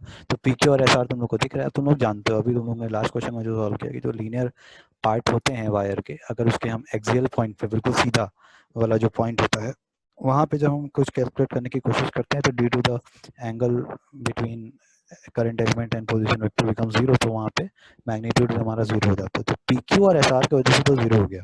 हमारे पास बचा क्या क्या, हमारे पास बचा है पोर्शन जो है वो सिर्फ और सिर्फ हमारा जो सर्कुलर वाला पोर्शन है इसके वजह से वही बचा है। तो हम सर्कुलर वाले पोर्शन की बात करते हैं। तो सपोज मैग्नेटिक फील्ड अगर सेंटर पे हमको निकालना है due to the circular segment Q R वाला जो सेगमेंट है यानी कि बड़े वाले सर्कल का जो सेगमेंट है उसके थ्रू हमको निकालना है अगर, तो हम क्या कर सकते हैं उसके लिए। देखो हम सबसे जरूरी चीज हम ये कर सकते हैं कि हम रेडियस उसका R2 है तो उसके अकॉर्डिंग हम यहाँ पे बायो-सावर्ट लॉ लगा दें। तो बायो-सावर्ट लॉ लगाने के लिए हमको पता होनी चाहिए क्यू आर की लेंथ, ठीक है। तो क्यू आर की लेंथ यानी कि क्यू आर क्या है, एक आर्क है ना, याद है आर्क होता है। तो आर्क निकालने का क्या फॉर्मूला होता है तुम लोगों को पता होगा। अगर कोई आर्क दिया है उसका एरिया निकालना है तो याद करो, या फिर हमें पेरीमीटर निकालना होता तो याद करो क्या होता था, theta upon 360 into 2 pi r है, फिर theta by 360 into pi r square अगर एरिया निकालना होता था। तो ये सब बचपन की बातें हैं, खैर उस पर नहीं आते हैं। अब यहाँ पे 12th में घुसते हैं और 12th में हमको क्या दिमाग लगाना था कि इस सर्कुलर सेगमेंट के थ्रू हमें पॉइंट ओ पे सर्कुलर मैग्नेटिक फील्ड निकालनी है। तो अकॉर्डिंग टू बायो-सावर्ट लॉ जो हमारा मैग्नेटिक फील्ड का जो आएगा दैट विल बी, तो हमने ऑलरेडी इंटीग्रेशन के बाद जो हमारा एक कहते हैं ना एक सेगमेंट आता है, एक्सप्रेशन आता है इंटीग्रेशन के बाद, डी मतलब डीएल को इंटीग्रेट करके वो जो आएगा हमारा वो तो कुछ इस तरीके से हो जाएगा। यहाँ पे मैं लिख देता हूँ, दिस विल बिकम, तो magnetic field at the centre due to circular segment कौन सा निकालना है, क्यू आर वाला सेगमेंट का जिसका की रेडियस R2 है। अब ध्यान से देखना वो एक्सप्रेशन क्या होगा, B1 इंटीग्रेशन के बाद अगर क्यू आर की लेंथ हम L2 लेके चल रहे हैं और हम TS ये जो सर्कल है छोटा वाला उसकी हम लेंथ को L1 लेके चलेंगे, ठीक है। इसकी लेंथ जो है L1 है छोटे वाले सर्कल की, मतलब पेरीमीटर की लेंथ की बात करें अगर टोटल, और बड़े वाले जो सर्कल का सेगमेंट है उसकी लेंथ है L2। तो उसके अकॉर्डिंग हमारा जो एक्सप्रेशन हो जाएगा वो जाएगा म्यू नॉट अपॉन 4 पाई, वो नॉट अपॉन 4 पाई तो उसका साथ ही है, वो तो कहीं नहीं जाने वाला। साथ के साथ एक्सप्रेशन भी तुम लोग को बार बार बोलते रहते हो तो बार बार बोल के लिखा करो एक्सप्रेशन, तो रट जाएगा बिल्कुल, कभी बोलोगे नहीं, ठीक है। क्योंकि बहुत सारे एक्सप्रेशन होते हैं मैग्नेटिक फील्ड के, और इलेक्ट्रिक करंट भी तुम लोग अभी पढ़े हो तो उसके भी कई सारे नंबर ऑफ एक्सप्रेशन होंगे तो कंफ्यूज हो जाता है इंसान। So it's natural to be confuse. तो ये सिर्फ और सिर्फ प्रैक्टिस करते करते जुबान पे बिल्कुल रट जाता है। सो क्या है, अपने उस पर आते हैं, इंटू आई इंटू डीएल का इंटीग्रेशन। यहाँ पे डीएल का इंटीग्रेशन विल बी जो हमारी लेंथ है दैट इज लेंथ, हम यहाँ पे L2 लेके चल रहे हैं ना, तो L2 अपॉन में R का स्क्वायर, यहाँ पे रेडियस क्या है, रेडियस का स्क्वायर, रेडियस R2 है यहाँ पे, R2 का स्क्वायर, ठीक है। तो ये हमारा मैग्नेटिक फील्ड 1 जो कि बड़े वाले सेगमेंट की वजह से, ठीक। और अब अगर हम लेंथ की बात कर लें, अब यहाँ पे अल्फा एंगल का टर्म रोल प्ले होता है। अल्फा वाला जो एंगल है ना उसका रोल प्ले होता है, देखो कैसे रोल प्ले होता है उसका। अब यहाँ पे हम लगाते हैं formula of arc upon radius. Arc upon radius is equal to क्या होता है, एंगल रेडियन में अगर हम बात करते हैं, ठीक है। एंगल अगर रेडियन में है तो आर्क अपॉन रेडियस हमारा क्या हो जाता है, becomes length. Arc upon radius हमारा वो एंगल मतलब रेडियन में हो जाता है, तो वहाँ पे वही फॉर्मूला लगाएंगे हम। तो अगर हमको L2 को निकालना है तो L2 will be equal to, L2 को हमको निकालना है तो ये हो जाएगा हमारा आर्क अपॉन रेडियस होता है हमारा एंगल, तो ये हो जाएगा एंगल इंटू यानी कि अल्फा जो हमने एंगल माना है ना, अल्फा मल्टीप्लाई बाय ये हो जाएगा आपका रेडियस R2, ठीक है। तो इसको अभी ऐसे लिखे रहने दो, अभी हमको अल्फा का यूज करना है तो उस पर हम आएंगे। सो हमारा जो मैग्नेटिक फील्ड का एक्सप्रेशन है वो B1 वो किस में चेंज हो जाएगा, this will become mu nought upon 4 पाई, ये तो साथ ही है तो साथ ही रहेगा, और आपका जो है आई इंटू ये जो लेंथ आई है वो हो जाएगी alpha upon R2, alpha into r हो जाएगा, तो अल्फा इंटू R2 हो जाएगा, तो नीचे R2 का स्क्वायर है तो ये टोटल मिला के अल्फा अपॉन R स्क्वायर हो जाएगा। तो यहाँ पे लिख देते हैं अल्फा अपॉन में R2, ठीक है, कैंसिल आउट होके ये आएगा हमारा B1 का एक्सप्रेशन। B1 क्या निकाला था हमने, magnetic field at point O due to the circular segment QR जिसका कि रेडियस R2 है, ठीक है। हर चीज निकालते रहे तो उसके पीछे का लॉजिक समझते चला करो। अब हम क्या निकालेंगे, सिमिलरली हम मैग्नेटिक फील्ड निकालेंगे पॉइंट O पे ड्यू टू STP, छोटा वाला जो सर्कल का सेगमेंट है उसके वजह से। अब यहाँ पे थोड़ा सा ट्विस्ट आएगा, चेंज करेंगे, हम दिमाग लगाएंगे यहाँ पे। ट्विस्ट क्या मतलब, सिंपल चीज है तो, लेकिन इतनी चीजें आप लोग ऑलरेडी पढ़ चुके हैं तो हर कुछ भी लॉजिक नया लगता है तो बिल्कुल लगता है ये नया ही है कुछ, बट ऐसा कुछ नहीं है। तो हमारा जो B2 होगा, B2 किसके वजह से, जो छोटे वाला सर्कल की वजह से पॉइंट O पे जो मैग्नेटिक फील्ड का मैग्नीट्यूड आएगा, this will be equal to, अगर हम देखें तो ये हमारा आ जाएगा इसी तरीके से, मतलब सेम। जैसे कि आप सोचो थीटा अपॉन क्या आर का अपॉन रेडियस, ठीक है। अगर हम ये वाला एंगल अल्फा है, अगर ये वाला एंगल आपका अल्फा है तो इसका जो बचा हुआ एंगल ये वाला एंगल है, this will B 360 minus alpha ना। 360 माइनस अल्फा है, 360 को हम रेडियन में कैसे लिखते हैं, 2 पाई। 180 को रेडियन में लिखते हैं पाई। रेडियन में लिखने आता है ना एंगल को, एंगल को रेडियन में कन्वर्ट तो करना आता होगा तुम लोगों को, नहीं आता तो मैं बता देता हूँ। तो ठीक है, पाई बाय 180 से हम क्या करते हैं, मल्टीप्लाई कर देते हैं जब, तो हमारा एंगल चेंज हो जाता है, ओके, रेडियन में। जैसे पाई बाय 180 से आप अगर जैसे आप 60 डिग्री की बात कर लो, ठीक है, तो 60 डिग्री को आप पाई अपॉन 180 से मल्टीप्लाई करो, ठीक, तो आपका क्या जो एंगल आएगा पाई के टर्म्स में, that will become into radian. तो 90 को पाई अपॉन 180 से मल्टीप्लाई करोगे तो पाई बाय 2 आता है, तो पाई बाय 2 क्या होता है, रेडियन में एंगल, 90 डिग्री को पाई बाय 2 बोलते हैं रेडियन में, ठीक है। तो रेडियन इज द एक्चुअली मतलब ऐसा ही unit of the angle that is measured. Unit and measurement में ये चीज़ ऑलरेडी तुम लोग को बताया गया था। सो यहाँ से हमारा जो B2 हो जाएगा, खैर उस पर नहीं आते, तो ये 2 पाई माइनस अल्फा लिख सकते हैं इस वाले एंगल को, इस वाले एंगल को हम 2 पाई माइनस अल्फा लिख सकते हैं, तो उसको मैं यहाँ पे लिख दे रहा हूँ ताकि तुम लोग को ये ना रहे कि लिखा नहीं गया। तो मैं इसको दूसरे कलर से लिख रहा हूँ ताकि वो हाईलाइटेड रहे। तो यहाँ से जो ये वाला पूरा सा एंगल है ना, ये यहाँ से लेके ये जो पूरा ये वाला एंगल है, ये जो एंगल होता है हमारा, ये हो जाता है, यहाँ पे लिख देता हूँ 2 पाई माइनस अल्फा, ठीक। तो हो जाएगा 2 पाई माइनस अल्फा, ठीक है। तो 2 पाई माइनस अल्फा किसका एंगल होगा तुम लोग को पता है, तो उसको यहाँ पे अल्फा पूरा, चलो ठीक है, ठीक है। 2 पाई माइनस अल्फा ये वाला ग्रीन वाला एंगल हो गया और ब्लू वाला अल्फा है। तो यहाँ पे जो हमारा एक्सप्रेशन होगा इसी के अकॉर्डिंग हम लिख देंगे। किस तरीके से लिखेंगे, ये हो जाएगा हमारा म्यू नॉट अपॉन 4 पाई, ये तो साथ ही आएगा, 4 पाई मल्टीप्लाई बाय आई तो आएगा ही साथ में। अब यहाँ पे एंगल आ रहा था ना, यहाँ पे अल्फा एंगल था तो अल्फा आया, यहाँ पे 2 पाई माइनस अल्फा है तो 2 पाई माइनस अल्फा आएगा, लिख दो 2 pi minus alpha, 2 pi minus alpha, ठीक। दिमाग खोल के इस न्यूमेरिकल को करना, जहाँ पे नजर हटी तो दुर्घटना घटी, तो कॉन्सेंट्रेट होकर इस चीज को सुनो जो जो चीज बोला गया है। अपॉन में R2 था वहां पे, यहाँ पे क्या आएगा, यहाँ पे आएगा R1, is it clear.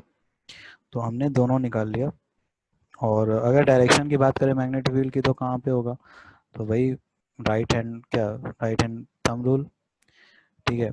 Fingers को जब जब करंट हमारी सर्कुलर में होती है तो हम अपने फिंगर्स को सर्कल की तरफ रोटेट करते हैं, कर्ल करते हैं, तो हम हमारी मैग्नेटिक फील्ड की डायरेक्शन दे देता है, तो डाउनवर्डी वर्टिकली डाउनवर्ड कह सकते हैं ना इस तरीके से। ओके चलो खैर, अब हम आते हैं वापस से क्वेश्चन पे। तो ये दोनों चीज़ हमने निकाल ली। हमें निकालना क्या था, हमें निकालना था ये था find the magnetic field at the common centre O, what will be the magnetic field. ये तो दूसरा है, पहले तो हम ये निकाल लिए, ठीक है। अब हमें निकालना क्या है, तो रिजल्टेंट दोनों का, मतलब जो टोटल मैग्नेटिक फील्ड आएगा, this will be equal to, क्योंकि करंट की डायरेक्शन दोनों में सेम ही है, तो that will be B1 plus B2 आ जाएगा, ठीक है। तो B1 प्लस B2 कर देंगे, हमारा जो भी आंसर आ रहा होगा वो आप लोग यहाँ पे लिख लीजिएगा, ठीक है। तो जो आंसर आ रहा है खैर वो तो थोड़ा सा लंबा है तो मैं उसको वहाँ पे नहीं लिख रहा हूँ, बट आप लोग लिख लीजिएगा, इज इट क्लियर, आप लोग खुद से। ओके नाउ, अगर हमारा अल्फा, इफ सेकंड क्वेश्चन हमारा कह रहा है इफ अल्फा बिकम्स 90 डिग्री, अगर 90 डिग्री हो जाए अल्फा तो क्या होगा। तो बस इसी एक्सप्रेशन में 90 डिग्री पुट कर दो, क्या हो जाएगा, अल्फा की जगह 90 डिग्री पुट कर देंगे। अब यहाँ पे जो दिमाग लगाना है, 90 डिग्री नहीं रखेंगे इसको हम, क्योंकि हमने कॉन्सेप्ट यूज किया है रेडियन का, तो हम एंगल को रेडियन में रखेंगे। तो आप इसको यहाँ पे रखोगे, 90 डिग्री है, this will be equal to pi by 2, मतलब इसको कन्वर्ट कर दें आपके सामने ही रेडियन में। रेडियन में कन्वर्ट करने के लिए हम किससे मल्टीप्लाई करते हैं, पाई अपॉन 180 से, तो पाई अपॉन 180 डिग्री से 180 से मल्टीप्लाई कर देते हैं, तो ये हमारा आ जाएगा पाई अपॉन 2, ठीक है। तो पाई बाय 2 आ गया हमारा एंगल। अब जहाँ जहाँ अल्फा है वहाँ पाई बाय 2 रख दो, और जो आपका एक्सप्रेशन आएगा वो तब का एक्सप्रेशन होगा जब आपका अल्फा 90 डिग्री हो जाएगा। तो ये हो गया आपका क्वेश्चन सॉल्व, ठीक है। इसी तरीके से क्वेश्चन आते हैं। तो अब आप लोग, इट्स गुड, अगर आप लोग को समझ में आया ये चीज़ तो ऑब्वियसली आएगा, अगर नहीं आया इसका मतलब कि आप लोग ने पढ़ाई नहीं की है। तो पढ़ाई नहीं की है तो I can't take the responsibility of that person जिसने बिल्कुल भी पढ़ाई नहीं की है। So that's all we have in this question. अब हम नेक्स्ट क्वेश्चन करते हैं, जो कि हमारा सीधे सीधे हम एम्पियर सर्किटल लॉ पे आ जाते हैं। बहुत हो गया, हमने बायो-सावर्ट लॉ को सॉल्व कर लिया। अब एम्पियर सर्किटल लॉ के बेस पे क्वेश्चन करते हैं कुछ सोलेनॉइड से रिलेटेड। Is it clear? देखो, अब हम आ गए हैं एम्पियर सर्किटल लॉ के क्वेश्चन पे। कुछ एग्जाम में तुमको ये नहीं बता के आएगा कि तुमको एम्पियर सर्किटल लॉ लगाना है, कि तुमको किस थ्रू से क्वेश्चन सॉल्व करना है। एग्जाम में सीधा क्वेश्चन आएगा, तुमको दिमाग लगाना है कि किस टॉपिक से बिलोंग करता है। जैसे सोलेनॉइड की बात हम कर रहे हैं, हमको तुरंत दिमाग से आया कि अरे यार ये तो हमने किसके अंदर पढ़ा था, एम्पियर सर्किटल लॉ के अंदर। एम्पियर सर्किटल लॉ का लॉ तो आपको याद होगा, ठीक है। Closed integral of B dot D L is equal to mu not into I होता था, ठीक। तो अगर बी जो है डायरेक्टेड अलोंग द टेंजेंट, तो जहाँ पे जो बी होता था आपका मैग्नेटिक फील्ड होता था वो टेंजेंट के अलोंग डायरेक्ट होता था to every point on the close curve. अगर एल है, क्लोज कर्व का पूरी लेंथ अगर कैपिटल एल है, तो वो बन जाता था B into capital L is equal to mu not into I, ठीक है। Where B was the magnitude of the magnetic field. अगर magnetic field due to straight solenoid की अगर हम बात करें, तो अगर पॉइंट एक कोई जो सोलेनॉइड के अंदर है, वहाँ पे क्या एक्सप्रेशन का हो जाता था, हमारा मैग्नेटिक फील्ड का एक्सप्रेशन हो जाता था is equal to mu naught into जो number of turns per unit length into current, यानी कि mu naught into small N into I. Small N क्या होता था, number of turns per unit length, ठीक है। तो अगर हम सोलेनॉइड के एक एंड पॉइंट की बात करें, तो वहाँ पे क्या होता था, वहाँ पे जो आपका मैग्नीट्यूड होता था वो होता था 1/2 into mu not into small N into I. तो स्मॉल एन क्या है, number of turns per unit length, तो ये है, ठीक है। अब अगर हम magnetic field inside toroidal solenoid, अगर टोरॉइडल सोलेनॉइड है उसकी बात करें, तो हमारा एक्सप्रेशन वही रहता था, याद करो, सेम रहता था, B is equal to mu not into N into I, और वहाँ पे एन स्मॉल एन यानी कि number of turns per unit length. और अगर हम आउटसाइड की बात करते थे तो वो हो जाता था जीरो, ठीक है, क्योंकि करंट को एनक्लोज नहीं होती थी तो हम जीरो कर देते थे। मैग्नेटिक फील्ड की यूनिट टेस्ला होती है, करंट की एम्पियर होती है, और आप लोग जानते ही हो, ठीक है। और जो हमारा number of turns per unit length की जो यूनिट होती है वो ऑब्वियसली मीटर इनवर्स होगी, ठीक है। तो हम आते हैं इस वाले क्वेश्चन पे। क्वेश्चन क्या कह रहा है, solenoid of a solenoid of 300 मतलब turns per metre, 300 turns per metre है, 300 turns per meter is carrying a current of 5 ampere. The length of the solenoid is 0.5 meter and the radius of 1 centimeter, यानी कि 0.5 metre उसका solenoid है length, और radius आपकी 1 centimetre है। और आपको मैग्नीट्यूड निकालना है मैग्नेटिक फील्ड का इनसाइड है सोलेनॉइड, ठीक है भैया। हमको ये सब दिया हुआ है, हम निकालते हैं।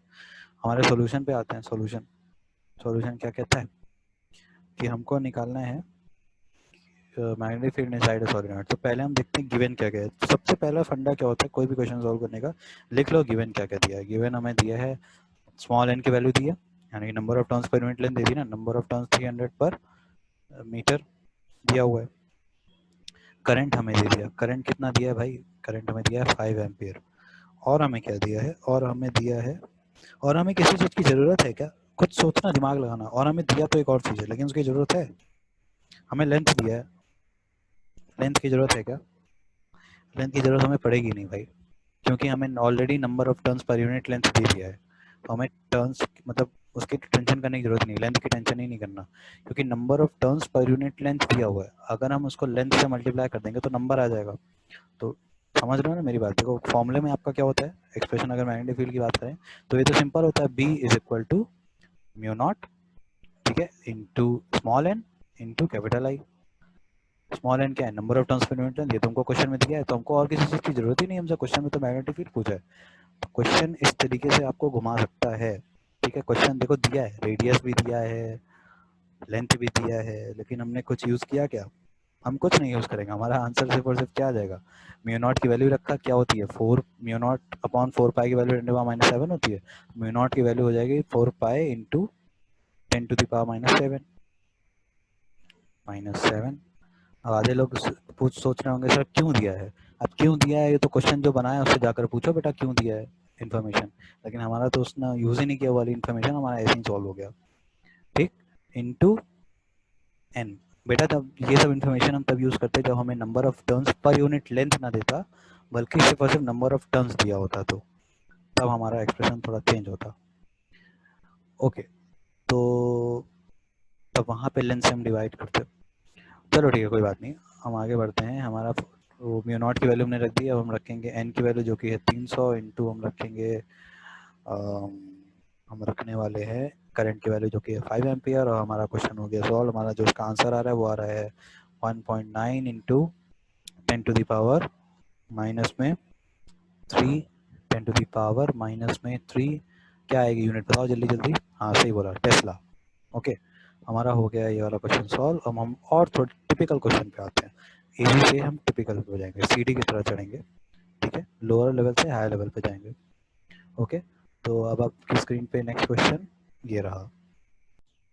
अब देखो, अब जो ये वाला क्वेश्चन है ये क्या कह रहा है, अब यहाँ पे number of turns per unit length नहीं दिया हमको, तो हम दूसरे तरीके से क्वेश्चन को सॉल्व करेंगे। अब देखो क्या दिया है क्वेश्चन में दिया है अ सोलेनॉइड ऑफ 0.5 मीटर, यानी कि ऑब्वियसली ये लेंथ दी हुई है ऑफ लेंथ इतना, has the radius of 1 centimetre यानी कि 0.01 मीटर, ठीक है, and is made up of 500 turns, वो 500 टर्न्स से मिलके बना है, तो ठीक है।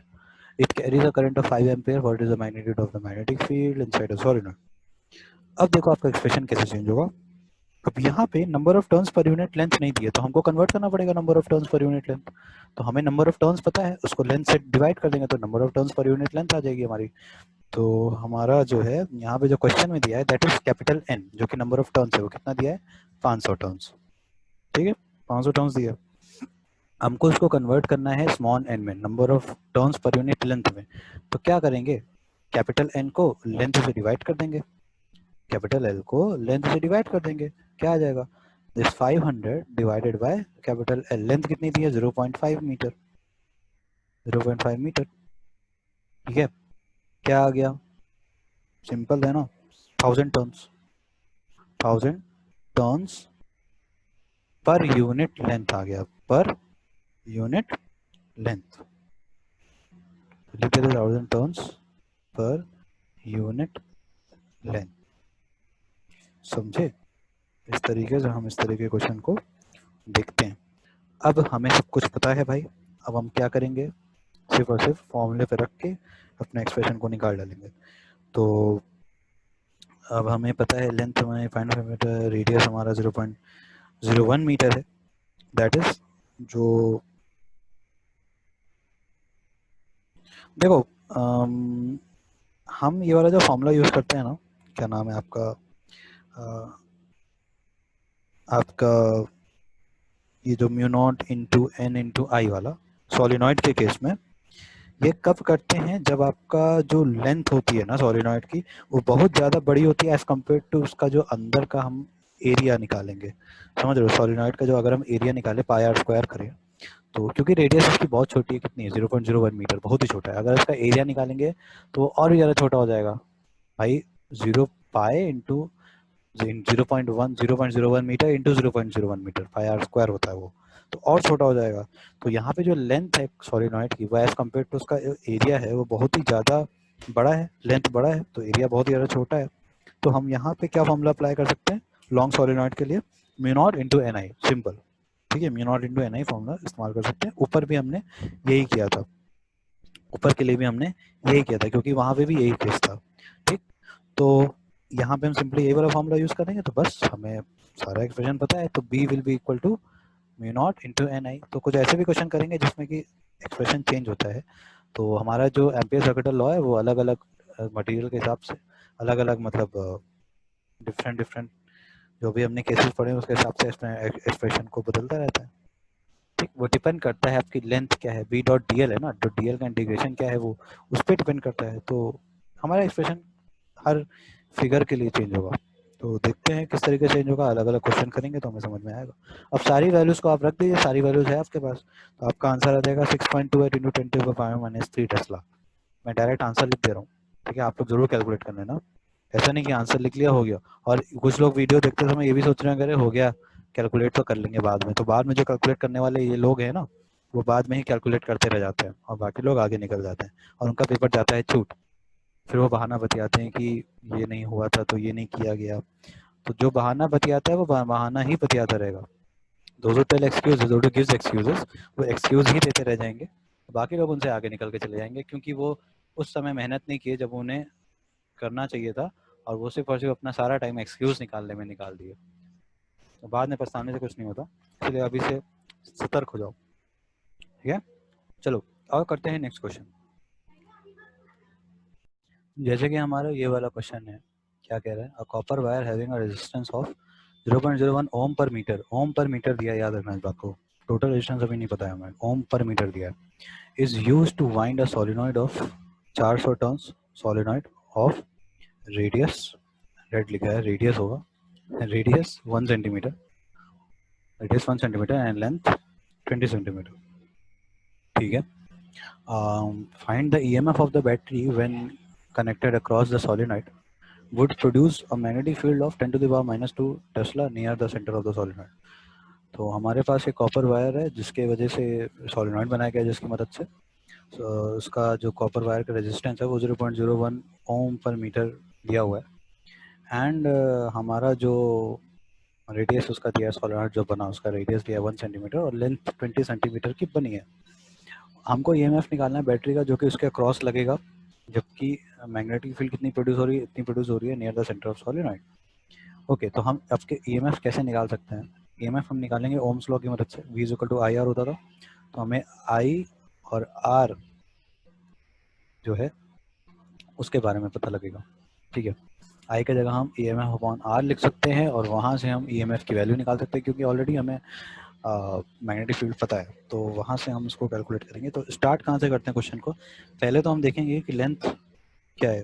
ठीक है, तो length of the wire used is, length अगर हम वायर की देखें तो कितनी यूज हुई है, तो रेडियस दिया हुआ है ना, किसका किसका रेडियस, सोलिनॉइड का रेडियस दिया हुआ है। तो एक सोलिनॉइड का जो एक टर्न है उसको बनाने में कितना लेंथ वायर लगा है, हम वो निकाल सकते हैं क्या? बिल्कुल, उसके सर्कमफरेंस से निकाल सकते हैं, 2πr लगा के। ठीक है, तो पहले हम कैलकुलेट करेंगे लेंथ, ठीक है, लेंथ ऑफ द वायर, पूरा length of the wire used, length of the wire used कितना हो जाएगा, एक जो टर्न में जितना लेंथ है यानी कि 2 into pi into r, 2πr, 2π radius into total wire जो है into number of turns, number of turns. तो यहाँ से हमें पता चल जाएगा कितना वायर है टोटल। ठीक है, ये हमारा आ जाता है, हमारा कैलकुलेट करने के बाद ये आ जाता है 2πr into number of turns, यानी कि 2, ये आएगा 2π, उसको तो पता ही आपको, इंटू रेडियस कितना है 1 सेंटीमीटर, तो 0.01 मीटर का इसका स्क्वायर, नहीं इसको स्क्वायर 2πr ही है सिंपल एरिया का, सोचा इंटू 0.01 मीटर इंटू ये आएगा आपका 400, नंबर ऑफ टर्न्स है ना, तो इतना मीटर यूज हुआ है पूरा वायर। ठीक, और हमें क्वेश्चन में क्या दिया हुआ है, हमें क्वेश्चन में दिया है रेजिस्टेंस, हमें क्वेश्चन में दिया है रेजिस्टेंस पर यूनिट लेंथ, हमें रेजिस्टेंस पर यूनिट लेंथ दी हुई है। ठीक है, रेजिस्टेंस पर यूनिट लेंथ दी हुई है, कितनी दी हुई है, रेजिस्टेंस पर यूनिट लेंथ हमें दी हुई है कितना ओम, 0.01 ओम, राइट। तो टोटल रेजिस्टेंस हम कहाँ से निकाल लेंगे, उसके लेंथ से मल्टीप्लाई करके। तो therefore total resistance will be equal to resistance multiply by क्या, लेंथ, राइट। क्या हो जाएगा, रेजिस्टेंस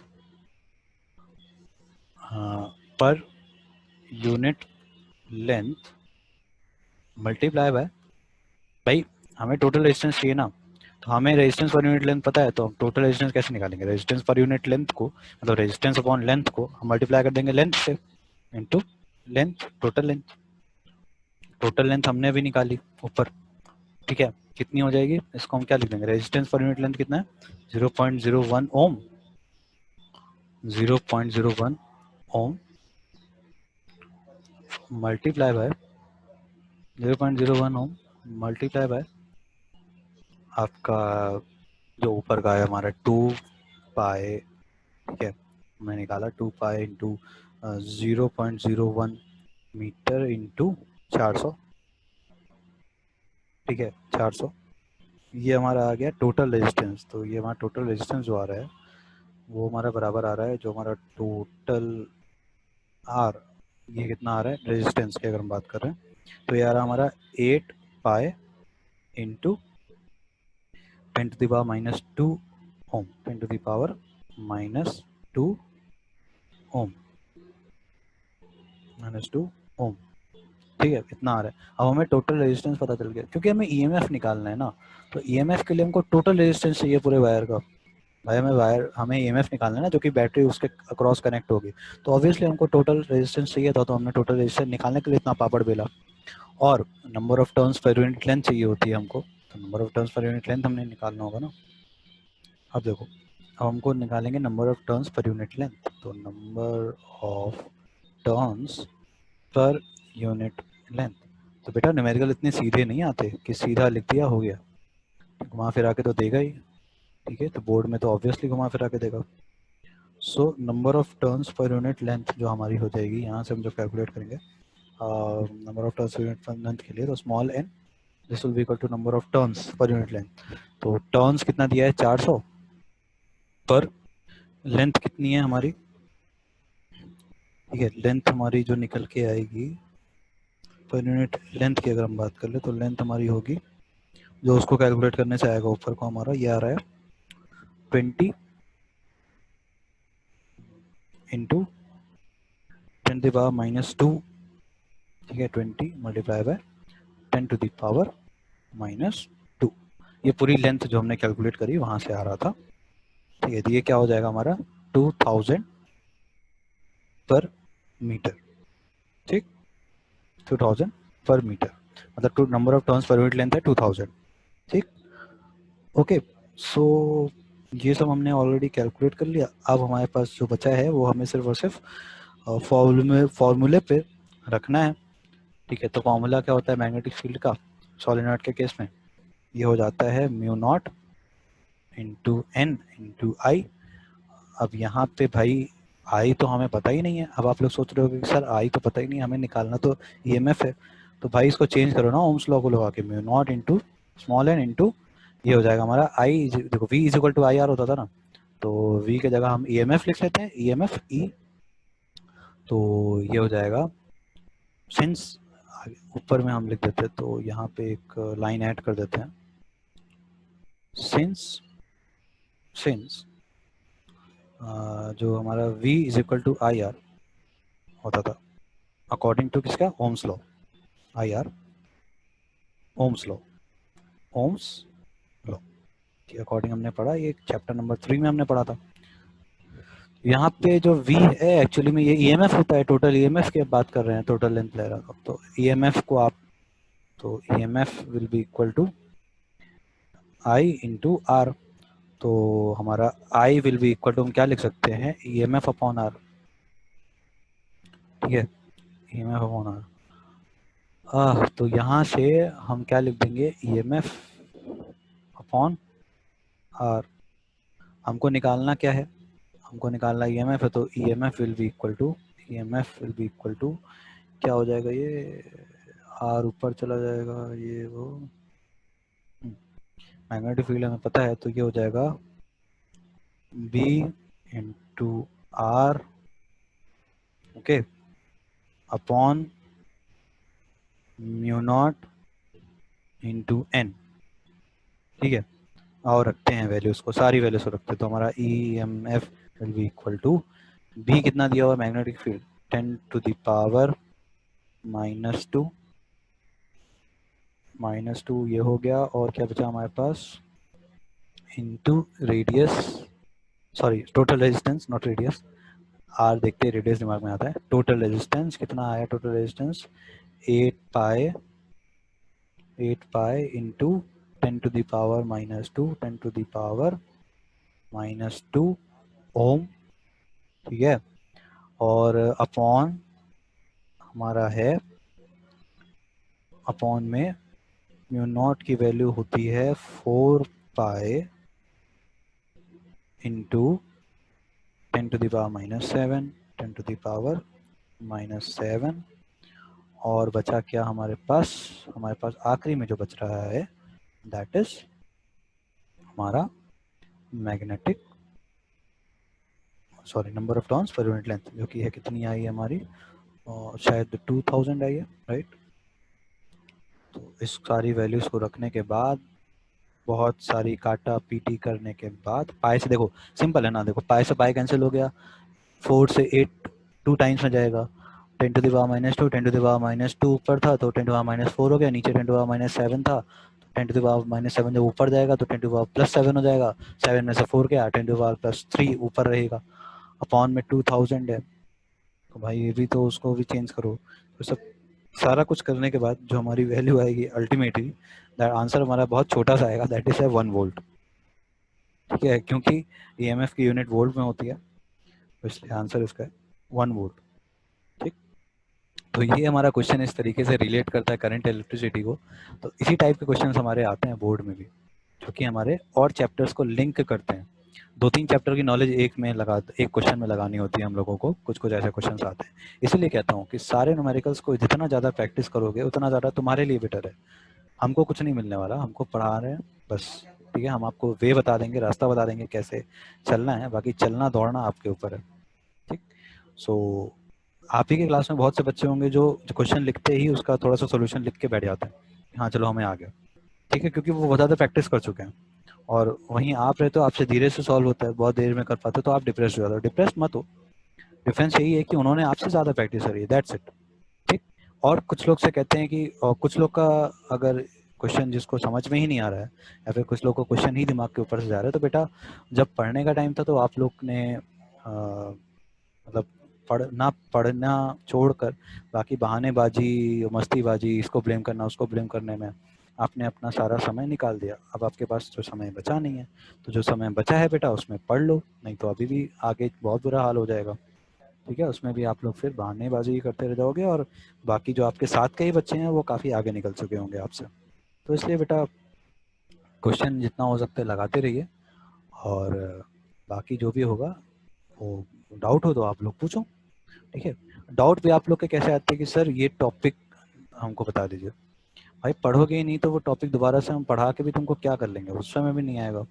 तो एक बार पढ़ो उसको, डाउट, जेन्युइन डाउट जो आता है ना, वो टीचर को पता चल जाता है कि जेन्युइन डाउट है, कि ये ऐसे ही पूछ रहा है नाम करने के लिए, तो उसने नाम करने के लिए मत पूछिए, जेन्युइन डाउट्स जो भी है उसको पूछा करिए।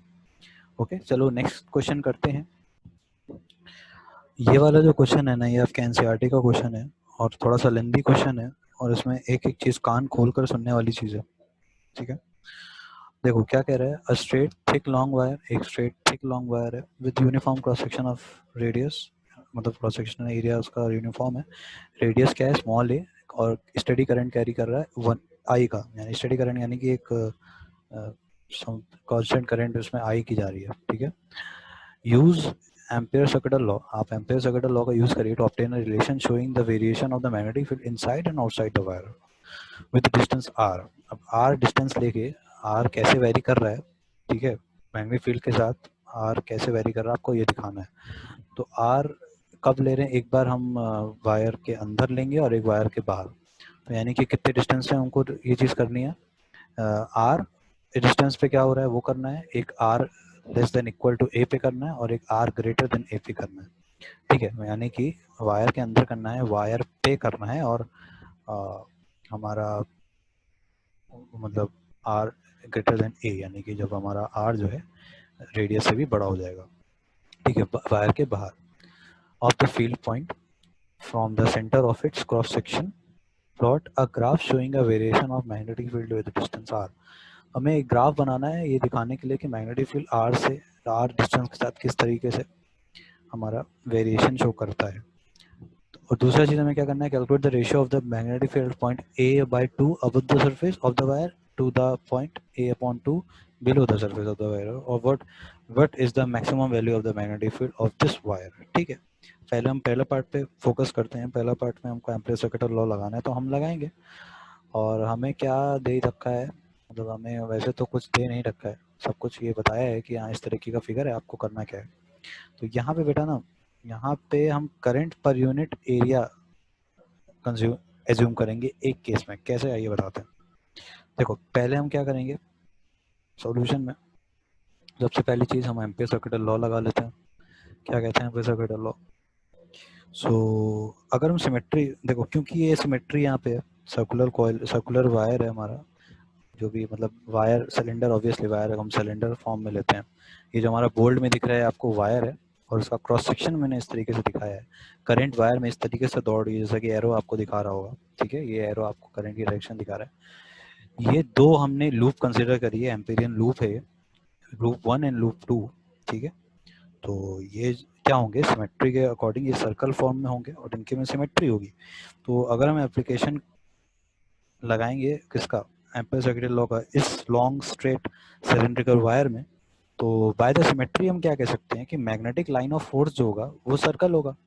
भाई सिमेट्री के तहत हम क्या कह सकते हैं कि जो हमारा मैग्नेटिक फील्ड लाइंस आएगी वो सर्कुलर आएगी, सिमेट्री में सर्कुलर आती है, जैसा कि आपने एम्पीयर सर्किट लॉ में देखा है। सो और उसका सर्कल का सेंटर कहाँ पे होगा, वही सेंटर होगा जो कि उस हमारे वायर का सेंटर है, ठीक है। वायर के क्रॉस सेक्शन का जो सेंटर होगा, एक्सिस ऑफ द मतलब जो सिलेंडर हमारा एक्सिस की अगर हम बात करें तो एक्सिस कहाँ से पास होगी, सिलेंडर, इस सिलेंड्रिकल वायर की, वो आप जान रहे हो, तो उसी वही सेंटर है एम्पीरियन लूप का भी। तो force of magnetic line of force अभी, तो जो हम एम्पीरियन लूप कंसीडर करेंगे, सर्कल कंसीडर करेंगे जिसका कि रेडियस आर होगा, यही हमें करना है। और आर किस तरीके से वैरी कर रहा है हमें वो बताना है। तो हम एक एम्पीरियन लूप कंसीडर करते हैं, दो लूप कंसीडर करेंगे, लूप 1 एंड लूप 2, जिसका कि रेडियस आर होगा, ठीक है। सो अगर हम फील्ड आउटसाइड पॉइंट की बात करें, ठीक है, अगर हम आउटसाइड की बात करें, यानी कि कौन सा लूप की बात कर रहे हैं हम, एम्पीरियन लूप 2 की बात कर रहे हैं। अगर हम एम्पीरियन लूप 2 की बात करते हैं तो हमको क्या दिख रहा है, Amperian loop is a circle, जो कि 2 नंबर से लेबल्ड किया गया ये वाला, ठीक है, जिसका कि रेडियस क्या है, जिसका कि आपका आर ग्रेटर देन ए है। इस एम्पीरियन लूप का जो रेडियस है वो तो इस वायर के, सिलेंड्रिकल वायर के रेडियस से बड़ा है ना, ठीक है। तो लेंथ ऑफ द लूप जो हम लेंगे that will be 2 pi r. तो जहाँ पे जो कैपिटल एल होगा, यानी कि जो बी डॉट डी एल हम करते थे याद करो, तो डी एल का जो हमारा मतलब इंटीग्रेशन होगा that will be 2 pi small r, ठीक है। 2 पाई ए नहीं आएगा, 2 पाई स्मॉल आर आएगा। आर, ये आर क्या है, इस एम्पीरियन लूप का रेडियस है, ठीक है। तो हम लेंथ ऑफ द लूप लिख लें पहले। तो by applying ampere circuit law ACL, we can say that let to the Empyrean loop, ये जो हमारा एम्पीरियन लूप बनेगा, is circle of radius r, circle 2 of radius r small r, ठीक है, having r radius greater than to a, r greater than a, ठीक। इतनी चीजें clear है ना। तो अब हम आगे बढ़ते हैं। अब हम आते हैं इसके आगे, हम क्या लिखेंगे, length of the loop, length of the loop क्या है, लेंथ ऑफ लूप, कौन सा लूप, यही वाला लूप, इस लूप की लेंथ क्या है, ये हो जाएगी कैपिटल एल, पाई आर, किसकी रेडियस, एम्पीरियल लूप को जो आपने कंसीडर किया उसकी रेडियस। ठीक है, नेट करंट कितना एंक्लोज हो रहा है, ठीक है, लिखो नेट करंट एंक्लोज्ड, करंट एंक्लोज्ड, करंट एंक्लोज्ड, कितना करंट एंक्लोज हो रहा है, पूरा का पूरा आई एंक्लोज हो रहा है ना S2 से। देखो ये जो आई करंट है पूरी यूनिफॉर्मली डिस्ट्रीब्यूटेड है पूरे के पूरे सिलेंड्रिकल वायर में, तो जो लूप 2 है वो कितने करंट को एंक्लोज कर रहा है, कैपिटल आई को, कैपिटल आई एंक्लोज कर रहा है ना। अब देखो यहाँ पे तो कैपिटल आई कर रहा है, बट हम जब छोटा वाला लूप यानी कि सर्कल 1 की अगर हम इंपीरियल लूप की बात करेंगे तो वहां पे करंट जो एंक्लोज होगा वो उस करंट को एंक्लोज बताने के लिए हमको कंसीडर करना पड़ेगा करंट पर यूनिट एरिया, क्योंकि आई करंट से कम, आई करंट से कम एनक्लोज हो रहा होगा। देखो इतना जगह अगर एनक्लोज कर रहे हैं हमें तो इतने एरिया में जितना करंट आ रहा है केवल उतना ही आ रहा है, जो ये एरिया जो बच रहा है इसके बाहर का छोटे वाले यानी कि एम्पीरियल लूप 1 के जो बाहर का एरिया बच रहा है, इतना इसमें जो करंट जा रहा होगा वो तो नहीं एनक्लोज कर पा रहा है ना ये वाला लूप। समझ रहे हैं मेरी बात, वो हम सेकंड केस में देखेंगे। अभी अभी के लिए लूप 2 को हम देखना है, तो लूप 2 में क्या हो रहा है, पूरा का पूरा आई करंट एनक्लोज हो रहा है। तो हमारा then by ampere circuital law by ACL हम क्या कह सकते हैं दैट हमारा जो B dot DL, B dot DL का इंटीग्रेशन होता था, क्योंकि मैग्नेटिक फील्ड यहाँ पे सिमेट्री है तो मैग्नेटिक फील्ड कांस्टेंट होगी, B डॉट DL, और डॉट DL आप जानते हो BD cos थीटा, यहाँ पे यहाँ जो एंगल बन रहा था वो 0 डिग्री का एंगल बन रहा है। ठीक है, तो B डॉट DL इंटू इसको हम सिंपली L लिख सकते हैं, DL का इंटीग्रेशन करेंगे तो L आता है, वो लेंथ आती है पूरी, तो इज इक्वल टू ये होगा mu naught into capital I. Is it okay, तो यहाँ पे जो हमारा B है तो B ही रहेगा, ये मल्टीप्लाई किससे होगा, लेंथ, लेंथ कितनी है हमने अभी देखी 2 पाई स्मॉल r, है ना, 2 पाई स्मॉल r। ओके, उसके बाद हमारे पास जो है that is equal to mu not into I, ये इसके बराबर है mu naught m naught into I. ठीक, तो यहाँ से हमारा मैग्नेटिक फील्ड किस तरीके से आ जा रहा है, mu naught I upon 2 pi r. अब क्या ये कुछ देखा देखा नहीं लग रहा है एक्सप्रेशन, बिल्कुल देखा देखा लग रहा है ना, जो हमने बायो से वाट लॉ से भी निकाला था तो भी ऐसे ही आया था, एम्पियर सर्किट लॉ से निकालने तो भी वही आएगा। ओके, तो ये हमारा कब है, ये पहला केस जब हम लूप 2 को कंसीडर कर रहे हैं। अब हम कंसीडर करेंगे लूप 1 को, तो वहां पे कहानी थोड़ी सी चेंज होगी। ठीक है, लूप 1, लूप 1, लूप 1 को जब हम कंसीडर करने वाले हैं, लूप 1 को कंसीडर करने वाले हैं, लूप 1 को जब हम कंसीडर करेंगे तो लूप 1 में हमारा करंट जो थ्रेड हो रहा होगा, जो हमारा करंट थ्रेड हो रहा होगा वो क्या हो रहा होगा, वो आई से कम हो रहा होगा। इज इट क्लियर, आई से कम हो रहा होगा, कैसे कम हो रहा होगा, देखो कुछ सोचो, ये जो छोटा सा लूप है एम्पीरियल 1, एम्पीरियल लूप, ये जो छोटा सा है 1 नंबर लूप, छोटा सा एम्पीरियल लूप है, करंट पूरे में यूनिफॉर्मली डिस्ट्रीब्यूटेड है। ठीक है, बाकी हमारा जो करंट है जो इसके अंदर आ रही है वो केवल इतनी ही एनक्लोज हो पा रही है, इतनी ही स्प्रेड हो पा रही है। बाकी एम्पीयर सर्किट लॉ क्या कहता था, करंट कौन सा एंक्लोज होना चाहिए, वो करंट को लेते थे जो करंट एंक्लोज होता था। ठीक है, कोई भी करंट नहीं लेते थे।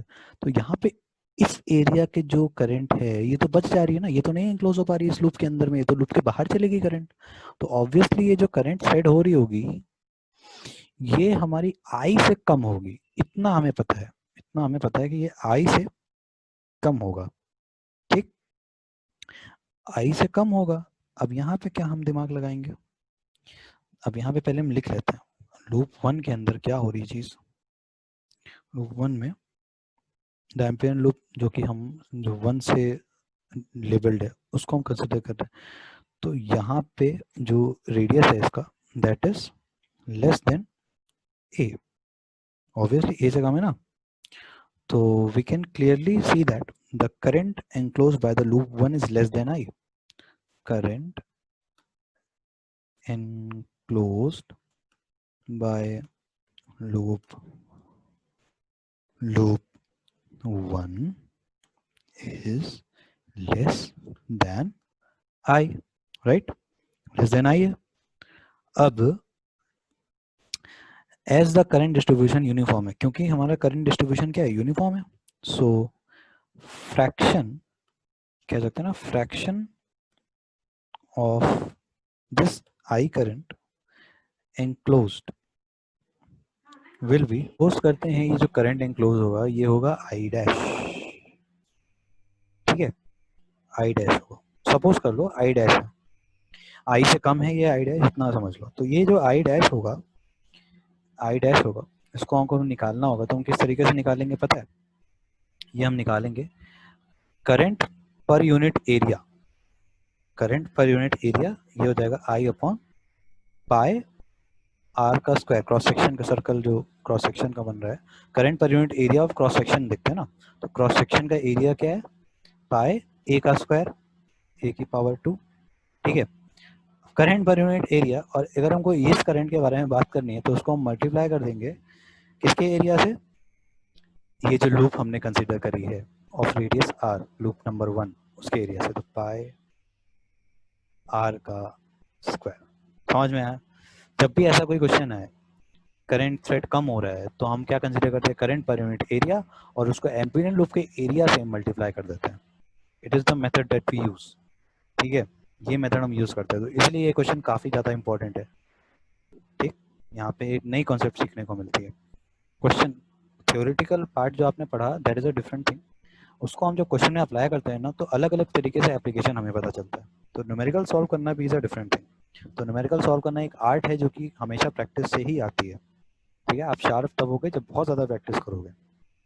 ओके, अब इसको हम क्या लिख सकते हैं, इसको हम लिख सकते हैं, ये जो हमारा पाई से पाई कैंसिल हो गया, ये आ जाएगा आपका, आ जाएगा capital I small r square upon a का स्क्वायर, जो कि रेडियस है सिलेंड्रिकल वायर का, एरिया ऑफ क्रॉस सेक्शन, ठीक है, क्रॉस सेक्शन का रेडियस, और ये एम्पीरियन लूप का रेडियस का। तो ये आपका करंट जो आ रहा है ये आई डैश है, ठीक। अब यहाँ पे जो करंट एंक्लोज हो रही है वो तो आई डैश हो रही है, यानी कि इतनी करंट एंक्लोज हो रही है, ये वाले आई इंटू आर का स्क्वायर अपॉन ए का स्क्वायर, इतनी करंट एंक्लोज कर रहा है छोटा वाला लूप।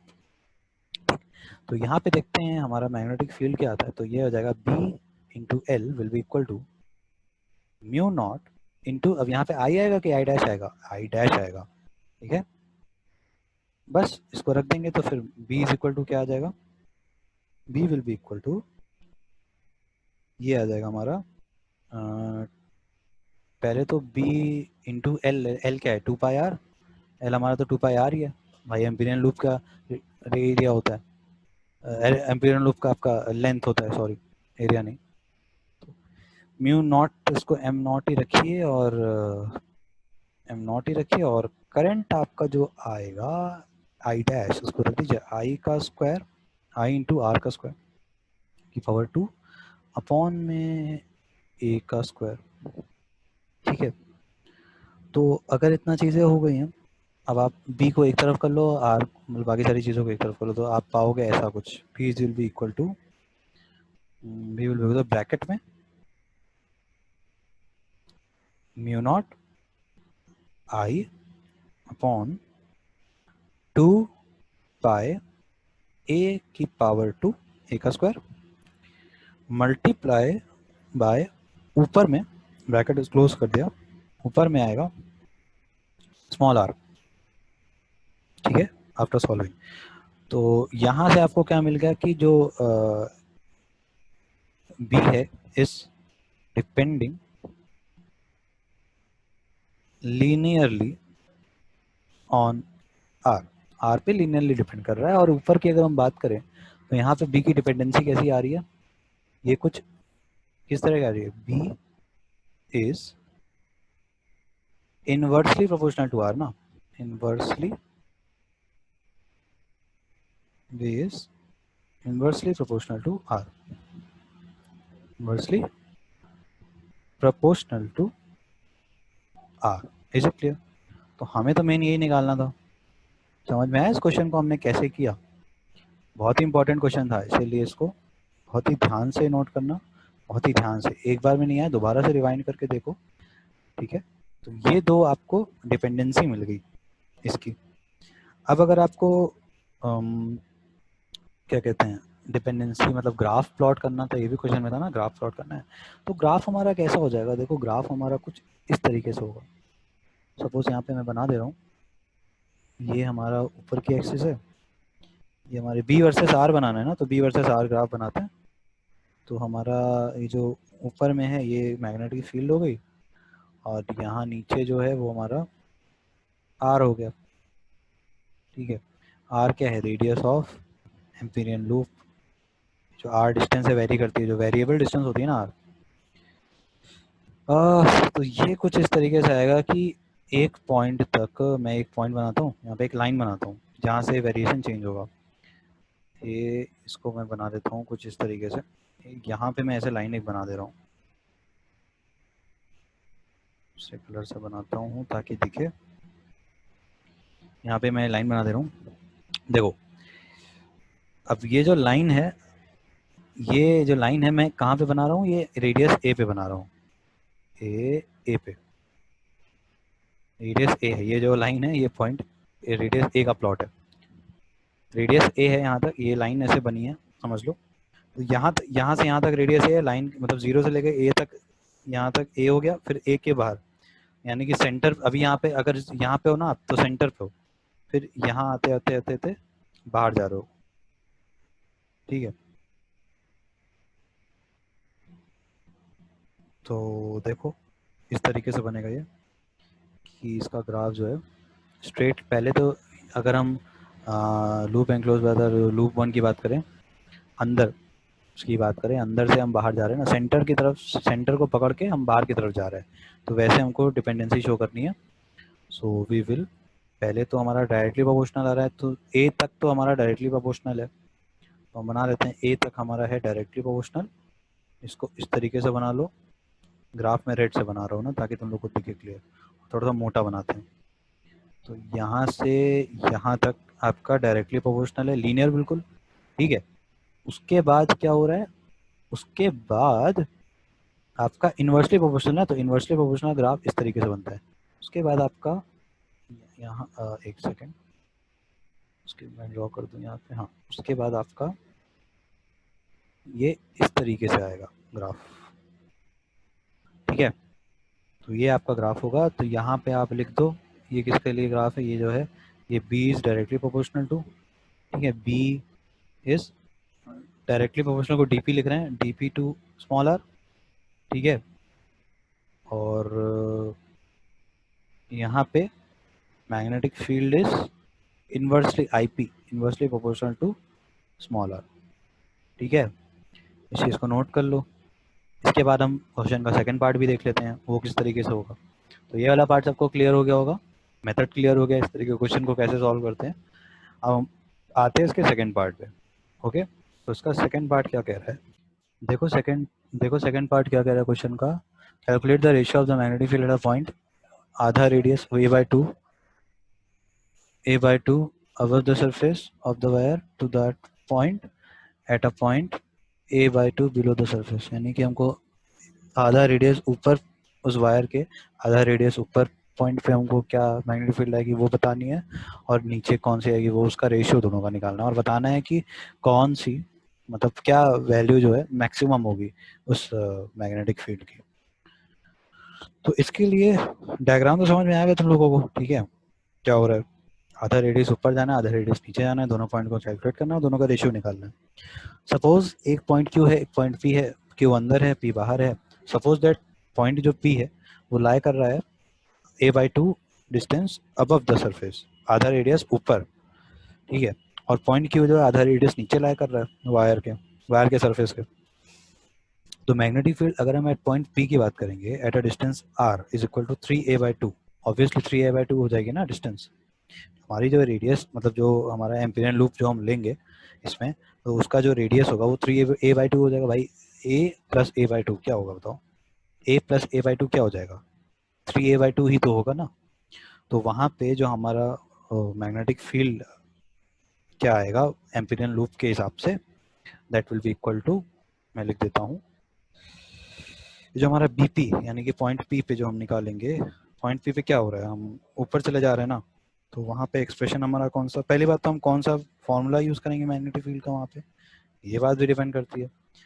हम कहाँ पे जा रहे हैं, वायर के बाहर जा रहे हैं, वायर के बाहर कौन सा मैग्नेटिक फील्ड का फॉर्मूला यूज होगा, सिंपल वाला जो अभी तक यूज करते आ रहे थे, mu naught I upon 2 pi r, simple mu naught I upon 2 pi r.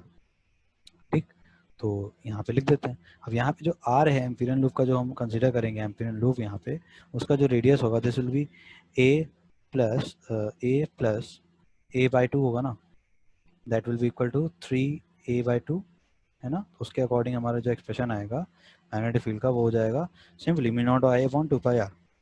ठीक है, mu naught I upon 2 pi r, तो m naught I upon mu naught I upon 2 into pi into ये जो आएगा हमारा 3a/2, ये आएगा ना 3a/2। ठीक, अब देखो ये आ गया हमारा। अब जब हम क्यू पॉइंट पे निकालने वाले हैं, क्यू पॉइंट इस वायर के अंदर है, तो यहाँ पे जो मैग्नेटिक फील्ड का फॉर्मूला लगेगा वो वाला लगेगा जो अभी हमने फील्ड एट इनसाइड पॉइंट्स के लिए हमने जो अभी एक्सप्रेशन बनाया था। क्या था वो expression, mu naught I upon 2 pi a का स्क्वायर इंटू आर। अब देखो ये यहाँ पे वो फॉर्मूला चेंज करेंगे, तो ये हमारा क्या आ गया, ये तो हमारा बीपी आ गया, दिस इज बीपी, तो हमने बीपी निकाल लिया। अब हम जब BQ की बात करेंगे तो वहाँ पे एक्सप्रेशन दूसरा चेंज करेंगे, जो दूसरे वाले केस में हमने किया था एक्सप्रेशन को, मतलब जो अभी जो क्वेश्चन का पहला पार्ट कर रहे थे, जो हमने बी क्या निकाला था, हमने इनसाइड द पॉइंट जब निकाला था उसको वाला फॉर्मूला यूज करेंगे, तो वो आया था हमारा mu naught I upon, bracket ले लें इसमें, ब्रैकेट म्यू नॉट आई, हाँ म्यू नॉट आई अपॉन, यह आया था 2 पाई ए का स्क्वायर ए की पावर 2, ब्रैकेट कर दो क्लोज, मल्टीप्लाई बाय आर आ रहा था। अब बताओ यहाँ पे आर किसके बराबर है, अब यहाँ पे आर की जो वैल्यू होगी, ये जो आर होगा हमारा, ये होगा सिर्फ और सिर्फ भाई रेडियस से आधा रेडियस, मतलब सरफेस से आधा रेडियस नीचे आ गए, तो कितना बचा, आधा रेडियस ही तो बचा, a/2 हो जाएगा, तो इसका एक्सप्रेशन में रख देंगे, तो बी क्यू हमारा क्या हो जाएगा, हाँ बी क्यू हमारा हो जाएगा again mu naught I upon 2 pi r, 2 pi a का स्क्वायर ए की पावर 2, ब्रैकेट में बाहर होगा a अपॉन 2, तो इसको जब कैलकुलेट करोगे तो ये कुछ इस तरीके से आएगा। ठीक है, अब आपको निकाल, इसको इसी तरीके से पढ़े रहने दो, इसको इसी तरह रहने दो, हमको निकालना क्या है, we have to calculate the ratio of BP upon BQ, तो हमको निकालना है क्वेश्चन के अकॉर्डिंग बीपी बाय बीक्यू। ठीक है, तो क्या आ जाएगा, वो हमारा कुछ इस तरीके से आएगा कि जो हमारा रेशियो है वो 4:3 आ जाएगा, बस ये समझ लो 4:3 का रेशियो हमारा आ जाएगा, 4/3 आएगा समझ लो। ठीक, तो ये हमारा जो रेशियो है वो 4:3 का आ जाएगा। और यहाँ पे अगर हम बताएं क्लियरली, जो हमारा मैक्सिमम मैग्नेटिक फील्ड है वो किससे आएगा, मैक्सिमम मैग्नेटिक फील्ड तब आएगा जब हमारा जो रेडियस है वो एम्पीरियन लूप का रेडियस जब हमारे उस वायर के एक्चुअल क्रॉस सेक्शनल एरिया के बराबर हो जाएगा, यानी कि D max will be equal to mu naught I upon 2 pi a. ठीक है, 2 पाई ए, यहाँ पे ए क्या है, radius of this cross section wire का, तो ये हो जाएगा M naught I upon 2 pi a. ठीक है, तो ये हो गया तुम्हारा क्वेश्चन सॉल्व एम्पीरियन लूप का। एम्पीरियल सर्किटल लॉ से इसी टाइप के क्वेश्चन आते हैं, और कुछ क्वेश्चन इसमें से पॉसिबली बन सकता है, तो उसको प्रैक्टिस करने से ही आएगा। अब हम करेंगे नेक्स्ट क्वेश्चन जो कि थोड़ा सा फोर्स से रिलेटेड होगा। ठीक है, इसके बाद का टॉपिक जो था हमारा force in a moving charge, force on a moving charge, तो उसके बेसिस पे हम कुछ क्वेश्चंस को करेंगे।